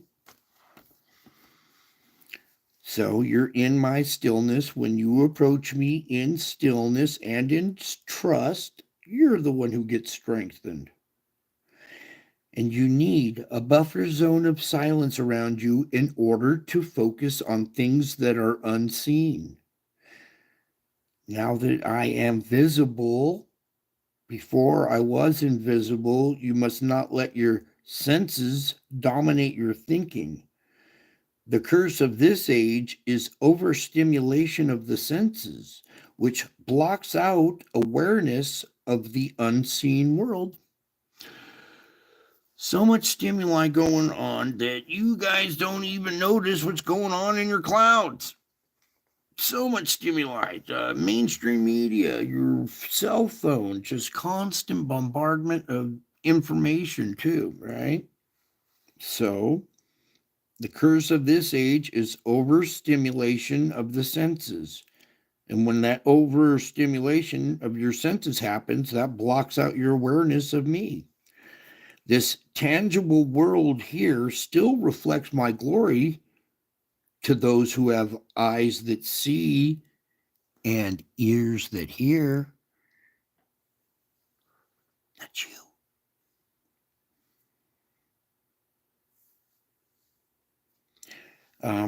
Spending time alone with me is the best way to develop seeing eyes and hearing ears, isn't it? Spending time alone with me is the best way to develop eyes that see and ears that hear. The goal is to be aware of the unseen things even as you live out your life in the visible world. Okay, got to have this in the background of your mind while you live out life in the visible world. That's what makes your salvage work a lot more successful. Okay, a little easier to do and succeed at, right? The tangible world still reflects my glory, doesn't it? You see it right there in the clouds. It does to the people who have eyes that see and ears that hear. Okay, not everybody sees this.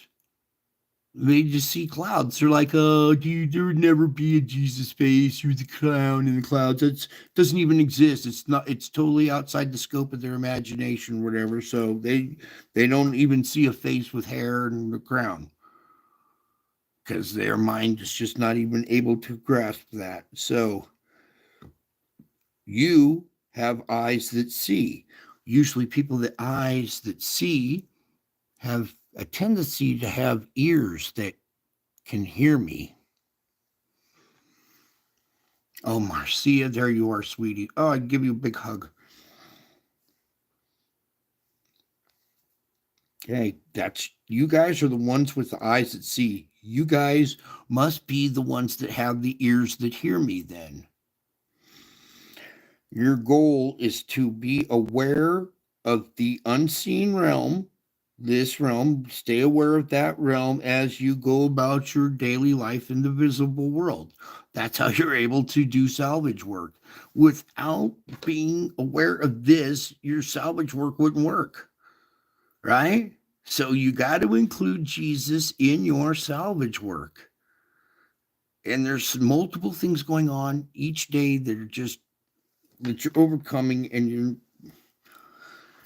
you're focused on the one thing while you're busy tackling 10 other little sub sub adversities that are attached to it as well. So you think you're just overcoming one, it was actually a group of 10, and you only aware of the one main factor. So you guys are doing really well. Okay, you keep practicing these disciplines. That's what makes you a disciple by default. Okay, that you just happen to be one by default. Okay. And when you're working this program and trying to salvage your work or salvage your days, and you're doing salvage work, you're bringing that light into other people's lives. Well, that's walking the high road. Okay. And I want you to stay on the high road with me. Now, many voices clamor for your attention, trying to divert you to another path. But I have called you to walk close with me, soaking in my presence, living in my peace. See, this is my unique design for you, planned before the world began. I have called each of my children to a different path, distinctly designed for that individual. So don't let anyone convince you that his path is the only right way. And be careful not to extol your path as superior to another's way, because what I require of you is to act justly, to love mercy, and to walk humbly with me wherever I lead. Pretty simple stuff. Just act justly to your fellow man, to your brothers. Show mercy. Love the idea of mercy. And just walk humbly, using me as your crutch, as your foundation, as using Jesus as your foundation, as your crutch to walk humbly and go wherever I lead. Okay, so there's that. What was the other thing, Lord, you had me going with?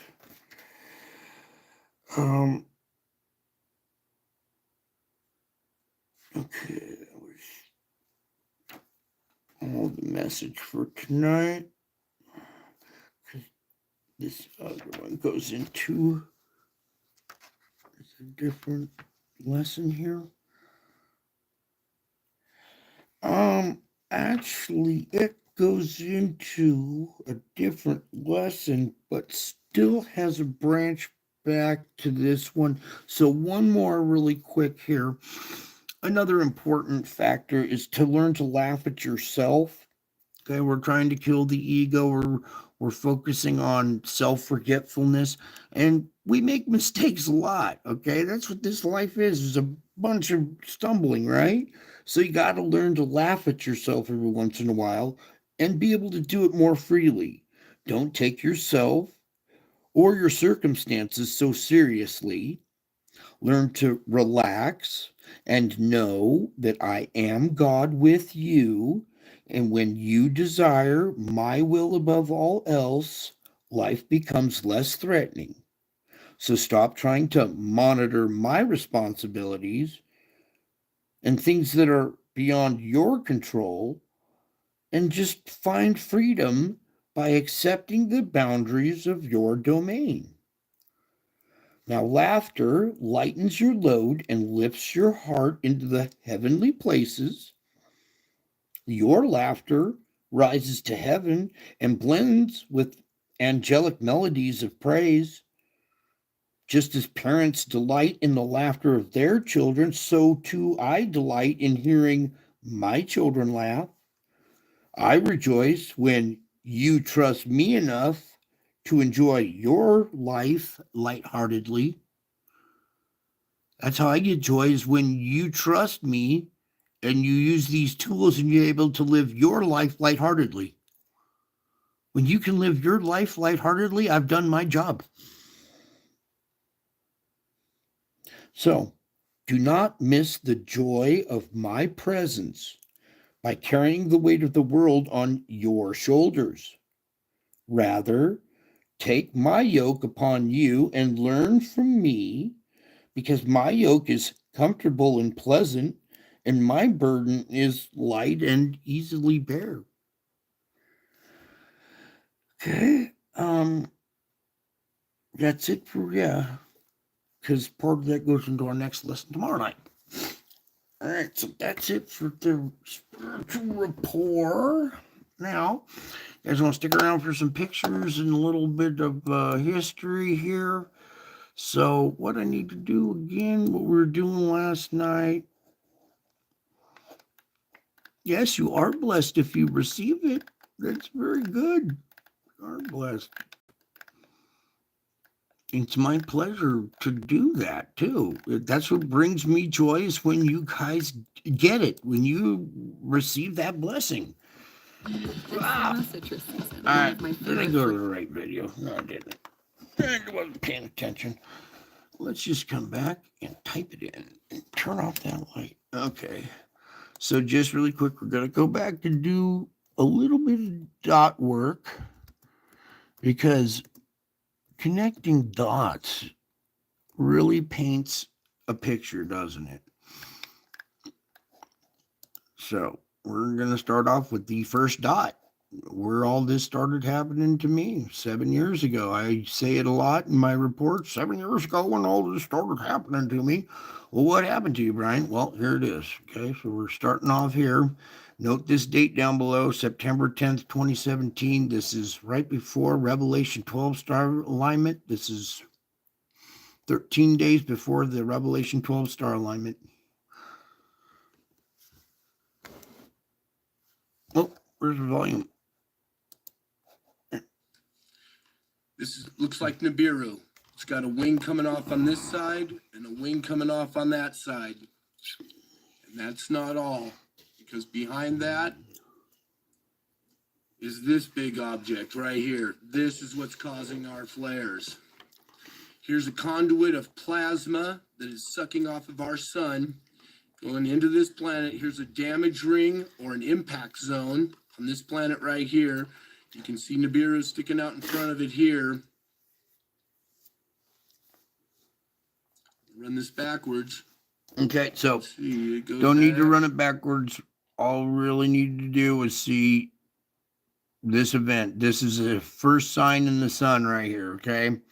In Revelation 12, it talks about the woman and the dragon. First, there was a woman, there was a sign in the heavens, a woman draped in the sun with the moon at her feet and a crown of 12 stars. Then another sign appeared. A great red dragon stood in front of the woman. Now, it makes it sound like the dragon happened after the star alignment, but it happened before. It stood before the woman. It stood in front of the woman. The 10th is 13 days in front of the woman, 13 days before the woman. So here's your first sign, the dragon of Revelation 12, that all the people were looking for but missed. They totally missed it because they were looking for it after the star alignment. They misread it. They misinterpreted the Bible. It said it stood before the woman, in front of the woman. So the first sign was actually the dragon on the 10th of September of 2017. Then we can just do it this way. We could go to okay, we're just doing a timeline basically right here. Okay. Being with on September 23rd, 2017.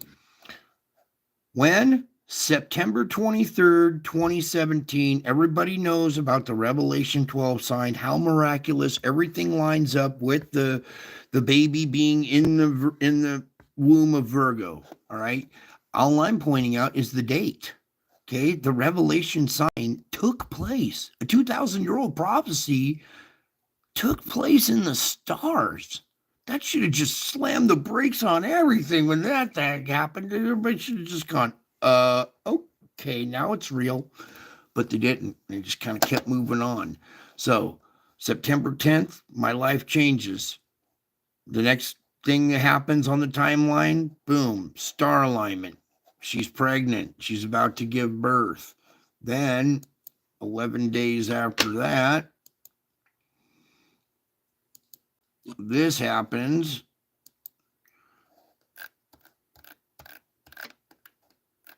So we have the dragon shows up. The Revelation 12 star alignment happens on the 23rd of 2017. Okay, and now here we are. Yeah. All right, you see this date up top. This is October 4th, 2017. So 11 days after the star alignment, this happens. Display right here. And this was actually captured the day before the other picture, but I hadn't found it for years later until I was digging around through my, my old pictures and stuff and went even further Enough back to see if explanation. I'd missed any. We have a lady's profile here. Here's her eye, here's her forehead, her snub little nose, here's the bottom jaw. She's smiling, she's looking down, and she's holding a baby. And here's the baby's head right here. Here's the face, the back of the head. Here's her arm cupped around like this, and she's holding the baby. Now I'm going to run this through the... Okay, baby is born October 4th, 2017, 11 days after the Revelation 12 star alignment. She gave birth to a male child who will rule with an iron scepter. Okay, so there's your Revelation 12 baby being born. The dragon didn't devour it. It was born in my garage. The very next day after this happens, on October 5th, we come back over to here. I want you just kind of do October 5th, 2017. Okay, we have Marian angels showing up and the orb, the white orb with the eye in it. Or is this thing going to tip over or what? All right, so we'll just play this really quickly for you guys. One of the first ones that I had ever captured. And what's going on here is I'm here on my knees. I'm crying and screaming and praying, all three at once. I was in some extreme anguish. There's a star called Yeshua. A normal traumatic event happened to me. Something so unbelievable you guys wouldn't believe it. So if I told you, so I'm going to show you instead. So in this image here, I'm sitting here praying, and Mary's head appears right next to my head, and we're going to zoom in on this. You can't go in too tight on it, but she's looking down at my head this way. Let's see, there's pretty good. And you can make out her eye and her nose coming down, her shawl coming over, and it's in shadow right here. This is a shadow of the inside of her shawl going over her head like this. Here's her eye, her nose, her other eye would be on the other side there. Okay. You can't go in too tight on it. And then also is this white ball with an eye in it, this white orb with an eye in it. Okay, and that's not all, because over here in this corner up here is an angel. The silhouette of an angel with his wings spread, with his back to us, standing in a shaft of light. Here's his head. There's a glow over the head. The wings are extended, and there's a feather coming off. The last feather coming off is crossing over these brown roof tiles in the background here. And you can make out there's an angel right here. And you can even see his head right here. Going a little bit tighter. So there's the angel with his back to us and his wings spread. Yeah, you can see a lot better with the filter. Before it was really faint and it was hard to see. Same with this. It came out a little bit better here. Yeah, there's Mary looking down at my head because I was in anguish. I mean, what happened to me was just so disturbing. All right, so that happened on October 5th. All right, so a little timeline for you guys here, so you understand what I've kind of been going through for the last 7 years. All this paranormal activity happening to me and nobody believing me. They're like, "What? You can see the spiritual realm?" And I go, "Yeah, if you come over to my channel and click on a video, you can." But they wouldn't do it. They're like, "Oh, you can see the spiritual realm, right?" Well, let me ask you guys: can you see the spiritual realm? When you come over to my channel and look, can you see the spiritual realm? Yeah, you can, can't you? See, they just didn't listen. They jumped to conclusions, and I suffered for a lot. Went through crazy. While I'm going through this stuff, I'm getting thrown into kind of mental institutions and stuff while this stuff's still happening. And I'm like, oh boy. So there's your timeline so far. Now we're going to go back again. We're going to come back to my channel. Where's the little angel thingy here? Just really quick.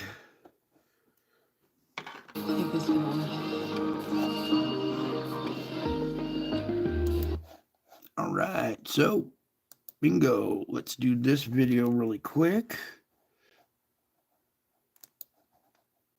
Howdy, folks. Welcome back. So I'm real excited to show you this one. This is an angel that was captured on my security cameras, and now I've run it through the filter here. So if you turn your head to the right, about 45 degrees. All right, you got to do that too. If you tilt your head to the right, because this angel's laying at a 45-degree angle or hovering in the air at this angle right there. So if you try to tilt your head to the left, you're not going to see it. You got to tilt your head to the right. You can make out the head, the hair, the breasts. It's a female, the torso, the waist, the legs coming down here, a wing coming off here, a wing coming off over here. And we'll zoom in on this real quick because this one's nice and clear that you can. Okay, and this is an angel that was caught hovering in a shaft of light over this sleeping child down below here. So, okay, so I told them, hey, I'm capturing angels on my security cameras, angels that you can see. And they're like, what? You're seeing angels? I'm like, you can come over to my channel and check it out and you can see one too. So let me ask you guys again. Are you seeing angels? Well, you are if you listen to directions and you come over to my channel and you click on this video and turn your head to the right. Yeah, you can see the angel in the spiritual realm. It's really not tough to figure out, but apparently everybody just doesn't believe me. So there's beautiful angels everywhere. Yeah, I got some more angels. You want to see some more angels? Here, let's get you guys some more angels, because this was a cool event that happened as well. Where is it? Down at the bottom. Yeah, there it is. That same couch. All right, this time it's my kids went down there to play with their toys. And they're brand new toy, and they're like, Dad, I'm gonna be staying up all night. I'm like, okay. So about an hour later or whatever, it gets really quiet, and I'm thinking, uh-oh, what are they up to? So I go down there, and both my kids are crashed out. Instead of playing with their new toy in the bag here, they didn't even pull it out. They were conked out. And I'm like, what happened? I thought you guys were gonna play with this thing all night. They went up to the house and went to bed. And I'm like, that was odd. But a couple of days later, it occurred to me, I put the camera here facing the couch, trying to capture any kind of angel activity, especially if there are kids sleeping. And then it occurred to me, oh, shoot, my own kids were sleeping on the couch. I should go check the cameras. So I checked, and the only frame that had anything in it was the one frame with this streak right here, okay? But it wasn't until I stacked them all together and made a flip book, basically like you would with a cartoon. You know, it's basically a bunch of images stacked on top of each other, and then you flip through the different frames and it makes motion. Well, that's what our eyes detect more is motion. And what's going on in this frame is there's two angels. They're on their knees and they're bowing. They're locked wing and wing here in the middle. Now, this is a wing coming up and going down, and this dark area is the cup inside the wing. I got a little demonstration I want to try to show you guys here for those who can't see it yet. Okay, this, oh man, that's not going to work. We're going to have to just forfeit our shot for a second. All right, this little angel I'm pulling out here. All right, see the cup inside the wing, how it's kind of in shadow in this area?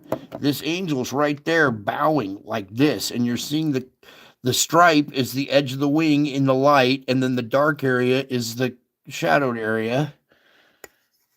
There, and now we'll pull this back in. We can. And you can see what I'm talking about here. That effect. And now a lot of this motion is in the corner of your eye. So if you look straight at it, it kind of blinds you in your optic nerve. It's better if you just kind of stare blankly at these boards in the background. Then you'll see the outline of the two angels. There's another wing coming up and going down over here. And they're on their knees bowing. You can actually see the head of this one pop up from behind the couch a little bit. All right, so I'll let that sit there for a second. Hopefully you can see those two angels locked wing and wing bowing. Now, angels only bow to God, okay? So when I'm seeing this kind of activity on my cameras, it makes me very suspicious of what's going on, okay? Especially when people aren't believing me or coming in to even look, all right? Now, or even listen to directions.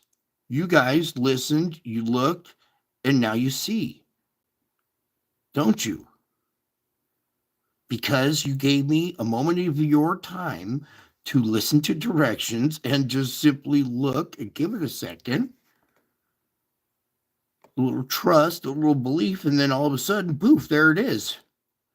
It's not a joke. That's the spiritual realm, the real deal. This isn't like AI or computer generated. You see how this picture is warping and twisting? This camera is mounted on a block that's not moving. So it's not the camera moving that's giving the warping, twisting effect to this picture. It's the angels bowing that's warping the picture, giving that effect. Can you see it? Can you see the wings causing the picture to warp?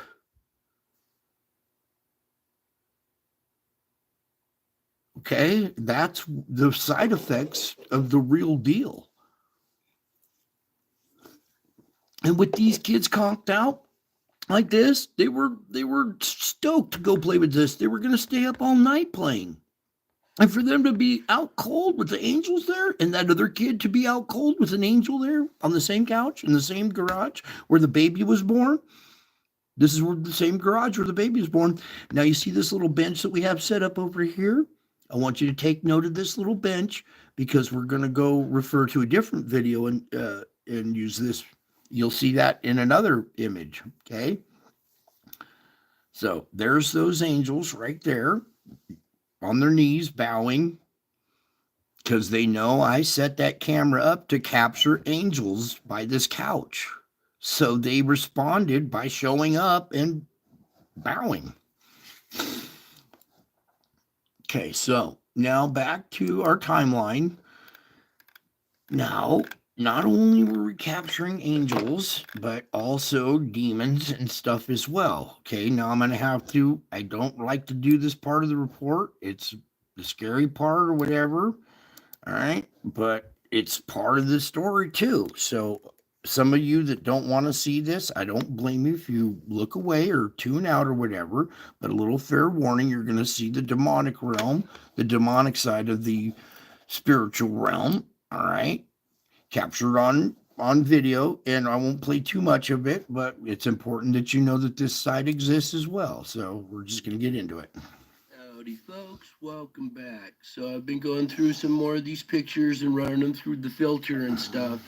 And not only were we finding angels and Mary and stuff, but there's also demons, and I've also found Satan in this stuff too. So as we're looking here at this picture, That's probably good. what I'm talking about is in this mosaic of blotchy white dots that you see this picture is comprised of.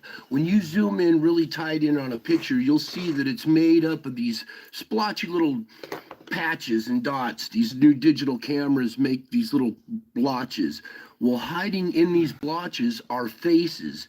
And if you haven't seen it yet, there's an eye right here and an eye right here. And when you make eye contact with these two eyes right here, you'll see the mouth fall into place down here. It's snarling. If you look, it's got some kind of streaks or horns or something or wrinkles coming out of its head up here. And this is some kind of demon. Let's go back. Or principality. You know, other people refer to them as principalities, but this is what I'm talking about, and hopefully you can see this here. This is a pupil right here of an eye. This is a pupil of a bigger eye. Here's the whites of the eye, the white of this eye. These two eyes. Once you look at those, you'll see it falls into place. Maybe I'll pull back a little bit. You can see a little bit better. Zoom in. Right about there is good.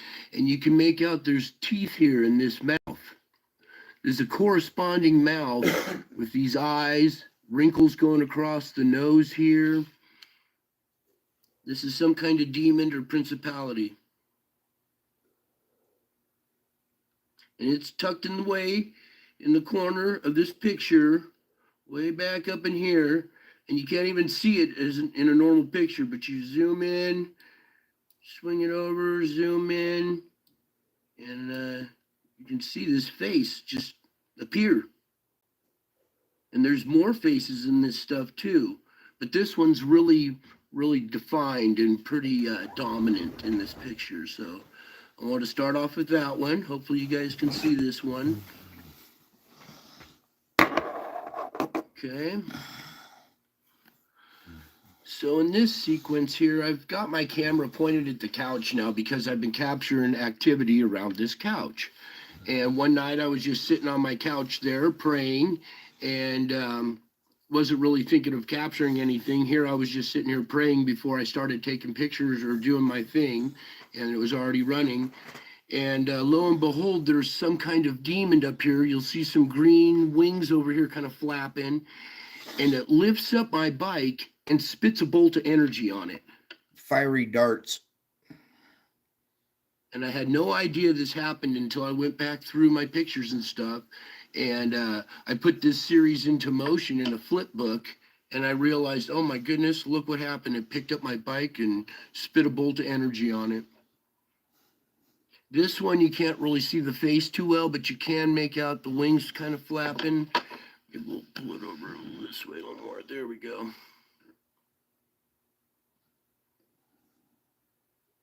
And this thing turns, picks up my bike, lifts it up, and spits a bolt of energy on it. Real poltergeist activity. Moving physical objects. Okay, there's that. I'll let you look at that one for a second longer.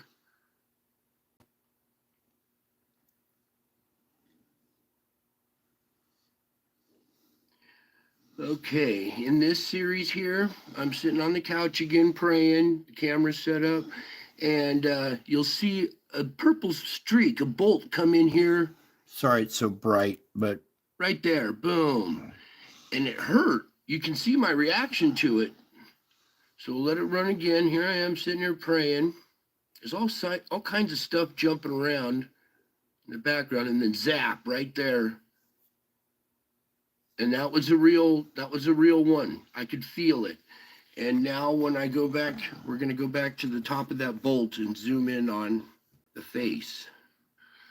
Okay, so here's the frame out of that sequence of me getting hit with that bolt. You can see the bolt coming down here. It's got a kind of a purple hue to it or whatever. And then we're going to start zooming in to the face up top here, and it's going to be Satan's face. So you guys ready to see this? If not, you might want to stop the video at this point. but I do not glorify this at all. I do not like to give him attention, but it's important to know that he's real because he wants everybody to think that he's not real. This is what I take on every day. I think you might be able to see this face without me pointing anything out yet. There we go. Okay, so let me zoom out so I can see it. If you look right here at this eye, this is his crazed eye. The other on the other side is bigger. It's the all-seeing eye. It's a little out of proportion, but then you can make out the side of his face, his jawline coming down, the bottom of his chin, his face going up here. Here's his mouth with some evil kind of grin on it. You can see his ear coming out over here. You can make out horns coming up. And this is in that mosaic of dots again, but these faces pop out and they're more prominent. You can see that this one really stands out. It's coming up here. You'll see when we zoom out a little bit. And he's mad. He's mad because I'm praying. And he's spitting bolts of energy at me and spitting on my bike and doing all sorts of crazy stuff. Because of who I am. So, it's important that you guys know that this entity is real. He's here right now, causing chaos all over the place. Okay, enough of that. Okay, enough of that ugly character. Now, let's move into some of the faces. All right, UFOs that follow me everywhere I go. I got all these faces in the clouds. Here, let's show you some of the faces just really quick. Howdy, That's folks. too close Welcome in. back. So these faces that I've been showing you in the last few videos that are in the etherical or in that mosaic that I was talking about are not only taking place there, but now they're taking shape in our clouds. And with this new filter, I was able to go through some of these pictures and it really makes them pop now. So if you can't see it yet, there's an eye here, an eye here, here's the nose, mouth down below, here's an ear coming back up, the jaw running down, little pointed chin. And this face seems to almost be bisected. One half is like a goblin, and this other half looks like almost like a Wolverine or a Ewok type character. So I'll let you look at that for a minute. And this was pretty faint in the original picture, but now with the filter, it really makes it pop. So hopefully you guys can see that now. And then I'm going to bring you some more. Just real quick here, I wanted to show you the unfiltered version. This is the original right here compared to this one right here. You can make out a lot better. Okay. Okay, one more. And this one right here, you can make out we have an eye here and an eye right here. Here's the nose, and here's some lips. And it looks like he's blowing. You can make out his ear over here, horns and stuff coming up, his eyebrows. Now, you think the drones are driving people crazy. Wait till they start seeing this activity in the sky, too. Because those drones are some of these activity are drawing you to these faces in the clouds, or streaming right in front of it, so maybe it'll draw your attention to the giant face in the clouds that's usually back behind it. Now, what I'm going to do here is we're going to also go here. You guys doing okay out there? Enjoying this? You absorbing this? I'm a stickler for absorption. Now, I've been telling you that I've been plagued with UFO activity since I was a child. Okay, I'm used to seeing UFOs. It's no big deal to me. I've seen thousands of them. It's not a big deal anymore. I was taking pictures of this cloud right here. You can see this eye structure starting to form, this lion face that's about to form right here. So we're going to play this video really quick for a second here. Howdy, folks. Welcome back. So I've got so many pictures and so much stuff to cover, and I'm way behind on my videos. So let's just get to it. And I'm going to squeeze a bunch of pictures into one video here. So I started seeing this event right here unfold, and I was looking at this spiral cloud and snapping pictures of that. But something else appeared in this picture, and I'm going to pull over to this little object that's hovering over the mountain here.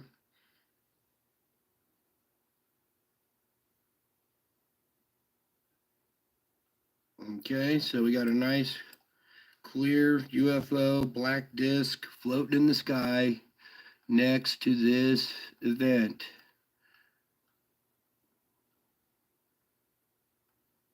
Okay, so there's that one.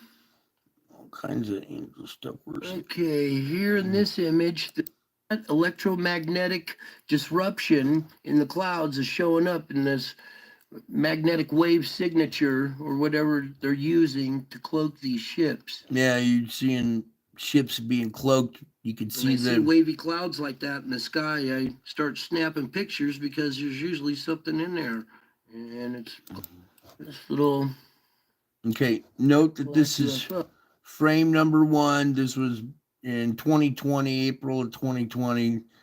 I was taking pictures of this angel cloud, and when I zoomed in closer, there was UFO there. So that's frame 1. It's hanging out next to this angel.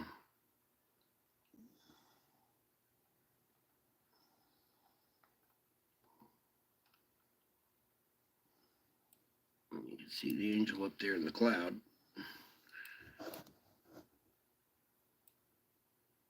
Multiple angels. Okay, so there's that image, and this was the first picture of the day. This was the first image on the 27th. And then here's the second image from the same day, and it's still there. So I managed to capture it in 2 different images, the same object in the sky, in the same place, in 2 images back to back. Okay, just real quick here, I was taking a picture of this little round rainbow type effect, and as we zoom in, we caught another UFO sitting there. As taking pictures, this is just sitting in the sky. So there's that one. Okay, so UFO activity, and not just UFO activity, other kinds of UFOs as well. So let's do, we have visitors. We have visitors.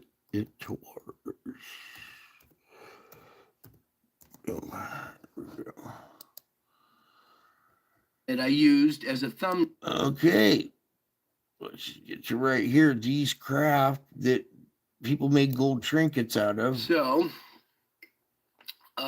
I did a stream yesterday, and I was looking for a thumbnail for it, and I couldn't match that I used as a thumbnail on my latest stream. Okay, here's the corresponding, the matching craft right here. Okay, it's this gold craft. They match perfectly. This little feature almost looks like a man standing on it is actually a vertical stabilizer. This part right here standing up right there. So this is a flying craft from 1,000 years ago. All right, so an advanced race from the past, okay, from a previous era. An advanced race from 1,000 years ago. At these like airplane type, dragon headed airplane type looking craft that, look identical to this. So not only do I have UFOs that watch, follow, and study my every move, Also have advanced races from the past in their craft that watch, follow, and study my every move. At first, it was freaking me out, but now I'm getting used to it here. So, but there's that. Okay. So then, as well, we also have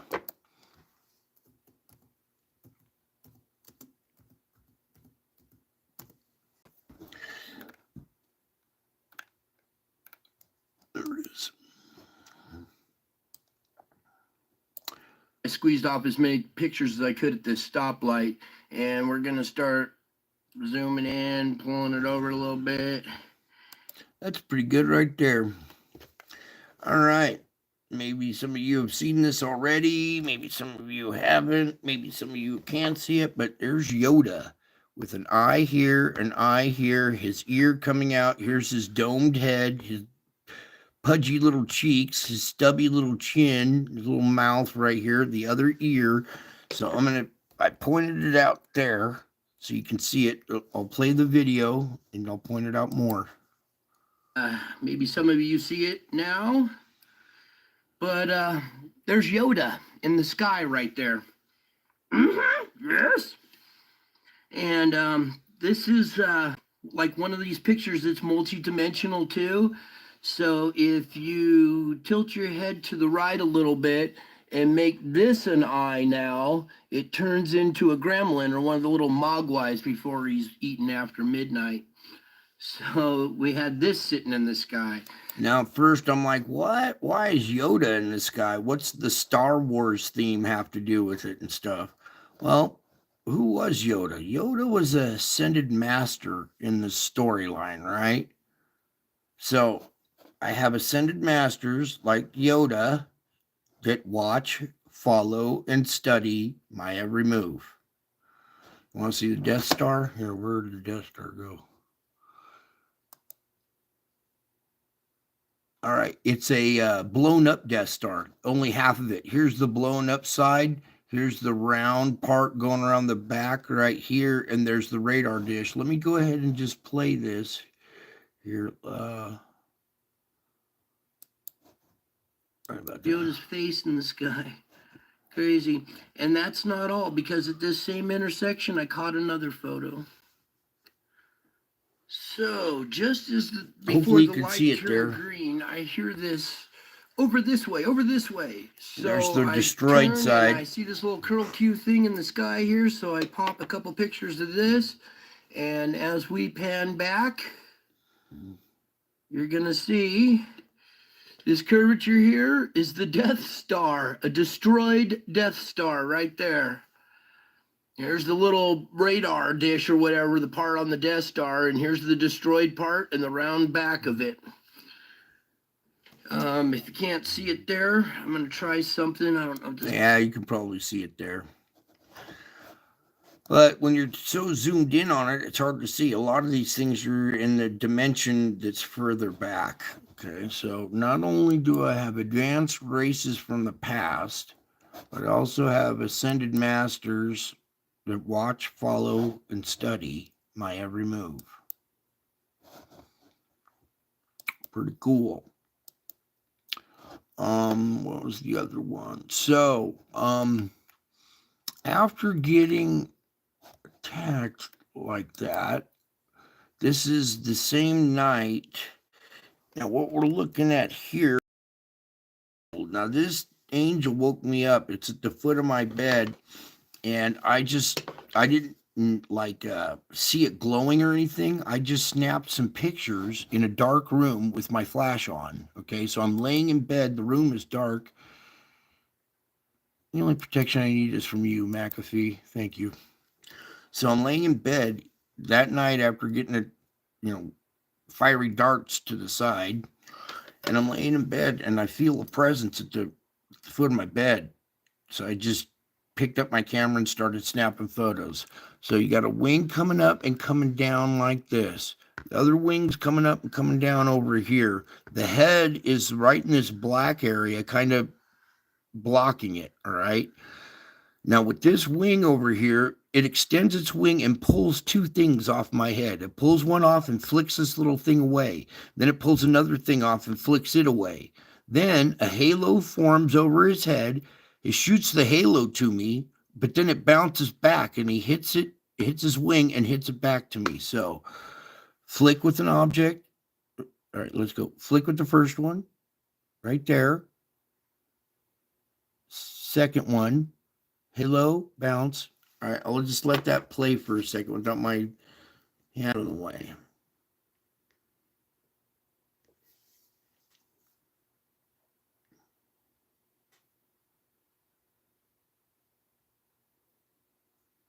Okay, that's another real event right there. Spiritual realm, this angel taking stuff off of my head and then shooting a halo to me. Now, in the one image right here where it's like right in the center, right where that halo comes in, I took a little closer look at it and it's a crown. Because the halo is round, circular, goes on your head. Well, so does a crown. So what I thought was just a little halo or something that he was shooting to me is actually a crown. So that happened right after the fiery dart incident. This is another incident that was odd. You see this, looks like the wing or something sweeps in between me and the camera.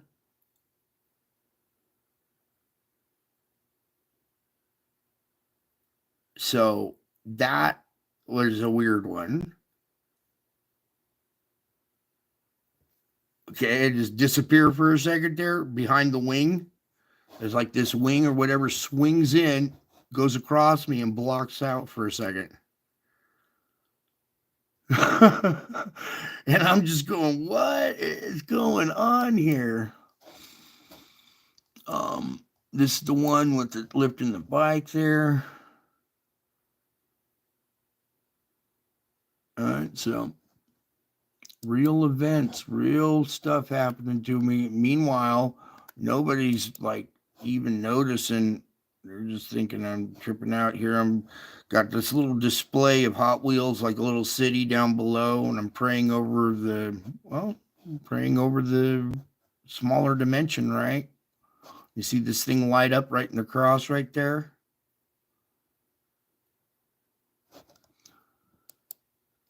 Oh, what other stuff? Oh, here's the this V-shaped object coming out of nowhere. I was saying a prayer, and right as I end the prayer, I said victory, and I threw my arms up, victory. Well, little did I know this V-shaped object, victory, comes right out of this spot, out of nowhere.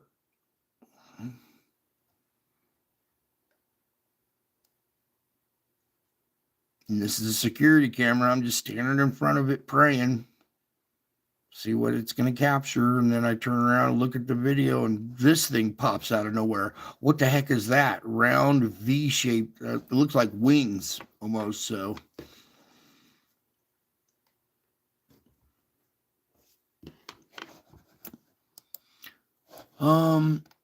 Also here, these things swooping around the garage.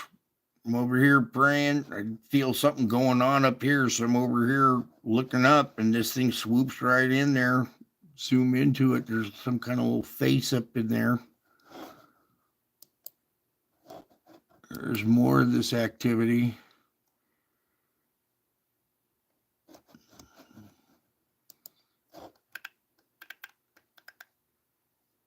Okay, so enough of that. Let's go back to some of the faces in the clouds. Well, I showed you some of those last night, like this little guy, for instance. There's the one that we saw before. Here's the big bad wolf huffing and puffing, turning into that weird little demon face. And at first, I think, yeah, that was the first image right there. This eye was more defined. This one on this side was more defined. You see the other one over here, but can you see the wolf? You see his ear right here, his eyes, his snout coming down, the black nose on the tip, and his mouth is open. He's huffing and puffing, and clouds are coming out. All right. So we took a few pictures of that. Boom. Then it starts to morph. Look how this eye is starting to get defined over here. Whoops, wrong way. And that turns really defined like that.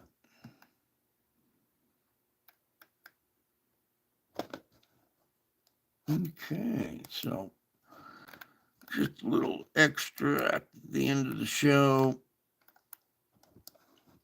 Show you what I kind of go through daily when I go out and about. I got all this stuff going on. Meanwhile, the people next to me driving don't even notice. They don't even notice this going on over their heads because they're just looking for the next traffic light to stop at and text.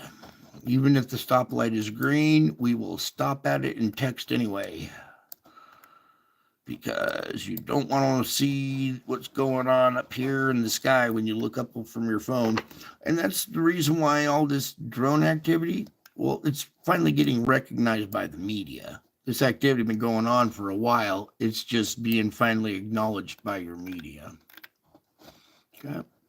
All this activity is happening to me, well, because of who I am. All right. Now my face starts showing up in the clouds.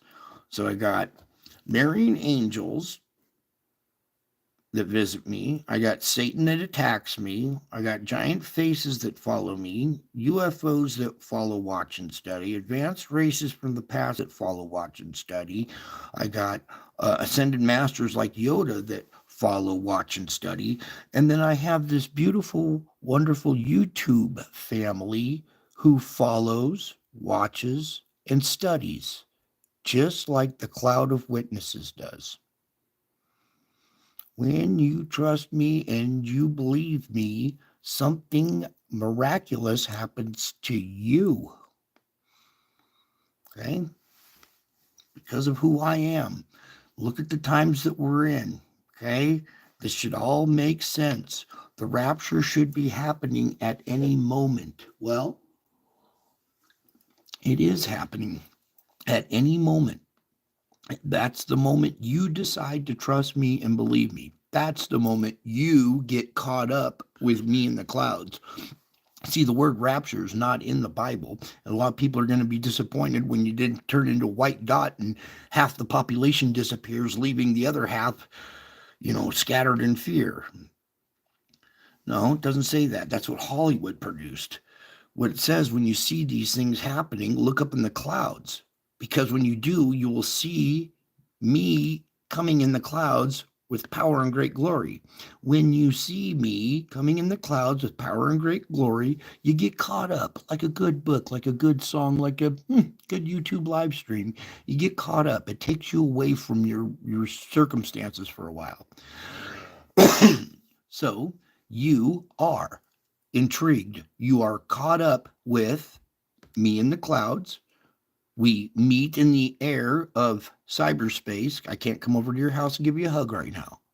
So we meet in the air of cyberspace, much like you meet other families and other chat rooms. You got your little families, all these different Marfoogle, all these different chat rooms. They're all individual families, right?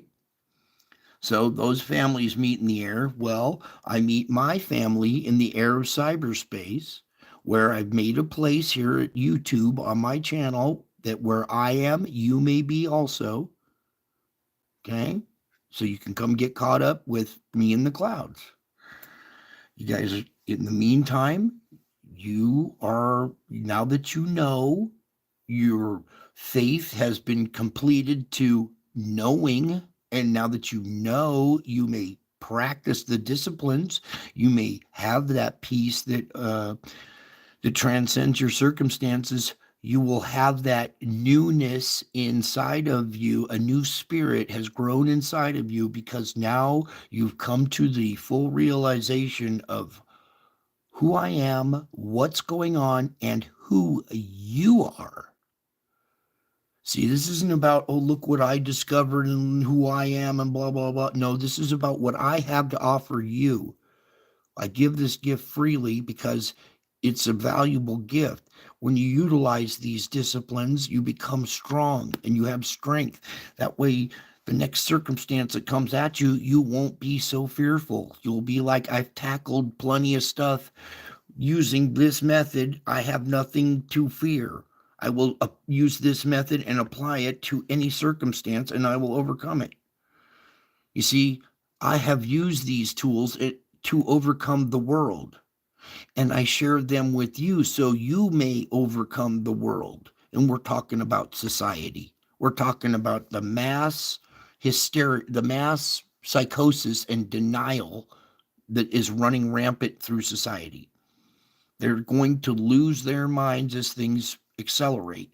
You will have a firm foundation on which to stand as things accelerate.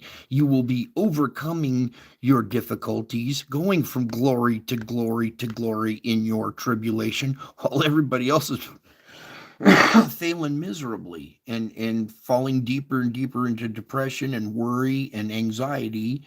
You will have the tools to come over, take a deep breath, step aside from your circumstances, say a few prayers. God, grant me the serenity to accept the fact that this or that, or, any kind of your favorite prayer that works for you, that gets results.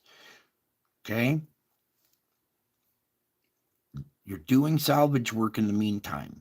We're going from glory to glory, gathering strength. You're getting stronger each day. And with 3 salvages in one day, you think you did 3, but each one had little other subsets attached to it. So from one glory that had 10 attached to it, to another glory that had 8 attached to it, to another glory that had another 6 attached to it. So what you're thinking you're just accomplishing 3, there are many more aspects that are going on along with them that you are not aware of. So you are achieving stuff and overcoming left and right, up and down, everywhere you go. You guys are really doing it. And I'm thankful. I'm just thankful that some of you are finding that peace that transcends your circumstances, that joy, especially during the holiday seasons when it can be stressful, and especially with all the stuff going on in the media that can induce anxiety. This is the way you beat it, okay? Don, thank you, sir, for being here. I love that you say that, but it's not for my ego. I'm kind of shy about this. That actually blesses you when you acknowledge that, okay? It's not for me, stroke my ego. It's more for you showing acknowledgement that it's truly working. So, well done, you guys. I want to thank some people here. Don, Stephen A. You hung out here forever. Good job. I think you're catching on to what's going on. I think you're picking up what I'm laying down. Holy Hatch. Welcome. Leslie, thank you for being here. By the way, Brian, hope you're doing well. I'm getting better slowly but surely. I just kick my own butt sometimes. Brian, did you know there was a star called Yeshua? Marcia, thank you for being here. New Insight, thank you for popping in. John Stockton, welcome aboard. We got some good people here. Yes, oh, Harley, can't forget you. All right, most of these people are gone to bed. I'm way late, so thank you very much for your time, you guys. Hopefully you enjoyed some peace and some stillness and got some strength and hope for this next coming day, okay? Take that strength and hope and bring it into other people's lives. It makes you feel stronger and more complete. You become stronger and more complete by default when you do that too. So just keep going, you guys. It's about how well you get up. There's lots of, it's an obstacle course. There's things that are meant to trip you up and throw you left ball, curve balls and throw you left and right off the path. So it's a struggle to stay on the path. And if you just fight that fight to stay on the path, keep the faith, keep working your program, salvaging from day to day, bringing that light into other people's lives, treating others like you'd like to be treated. I mean, it's pretty simple stuff. Would you like to be treated, thrown in jail, or would you like to be appreciated? Simple stuff like that. It reflects back. So pretty simple stuff. It's just applying it and doing it that's the hard part. So that's it for tonight. I love you all. I really do. And I miss you all. Why does he say he misses us? Because I know you from before. That's what missing somebody means. I haven't seen you in a long time. I miss you. So I love you. I miss you. And until my next show, I'm a man of my word. I said I would be back. I am back. Can't you tell? And I'm still to come, which means I'll see you tomorrow. Bye.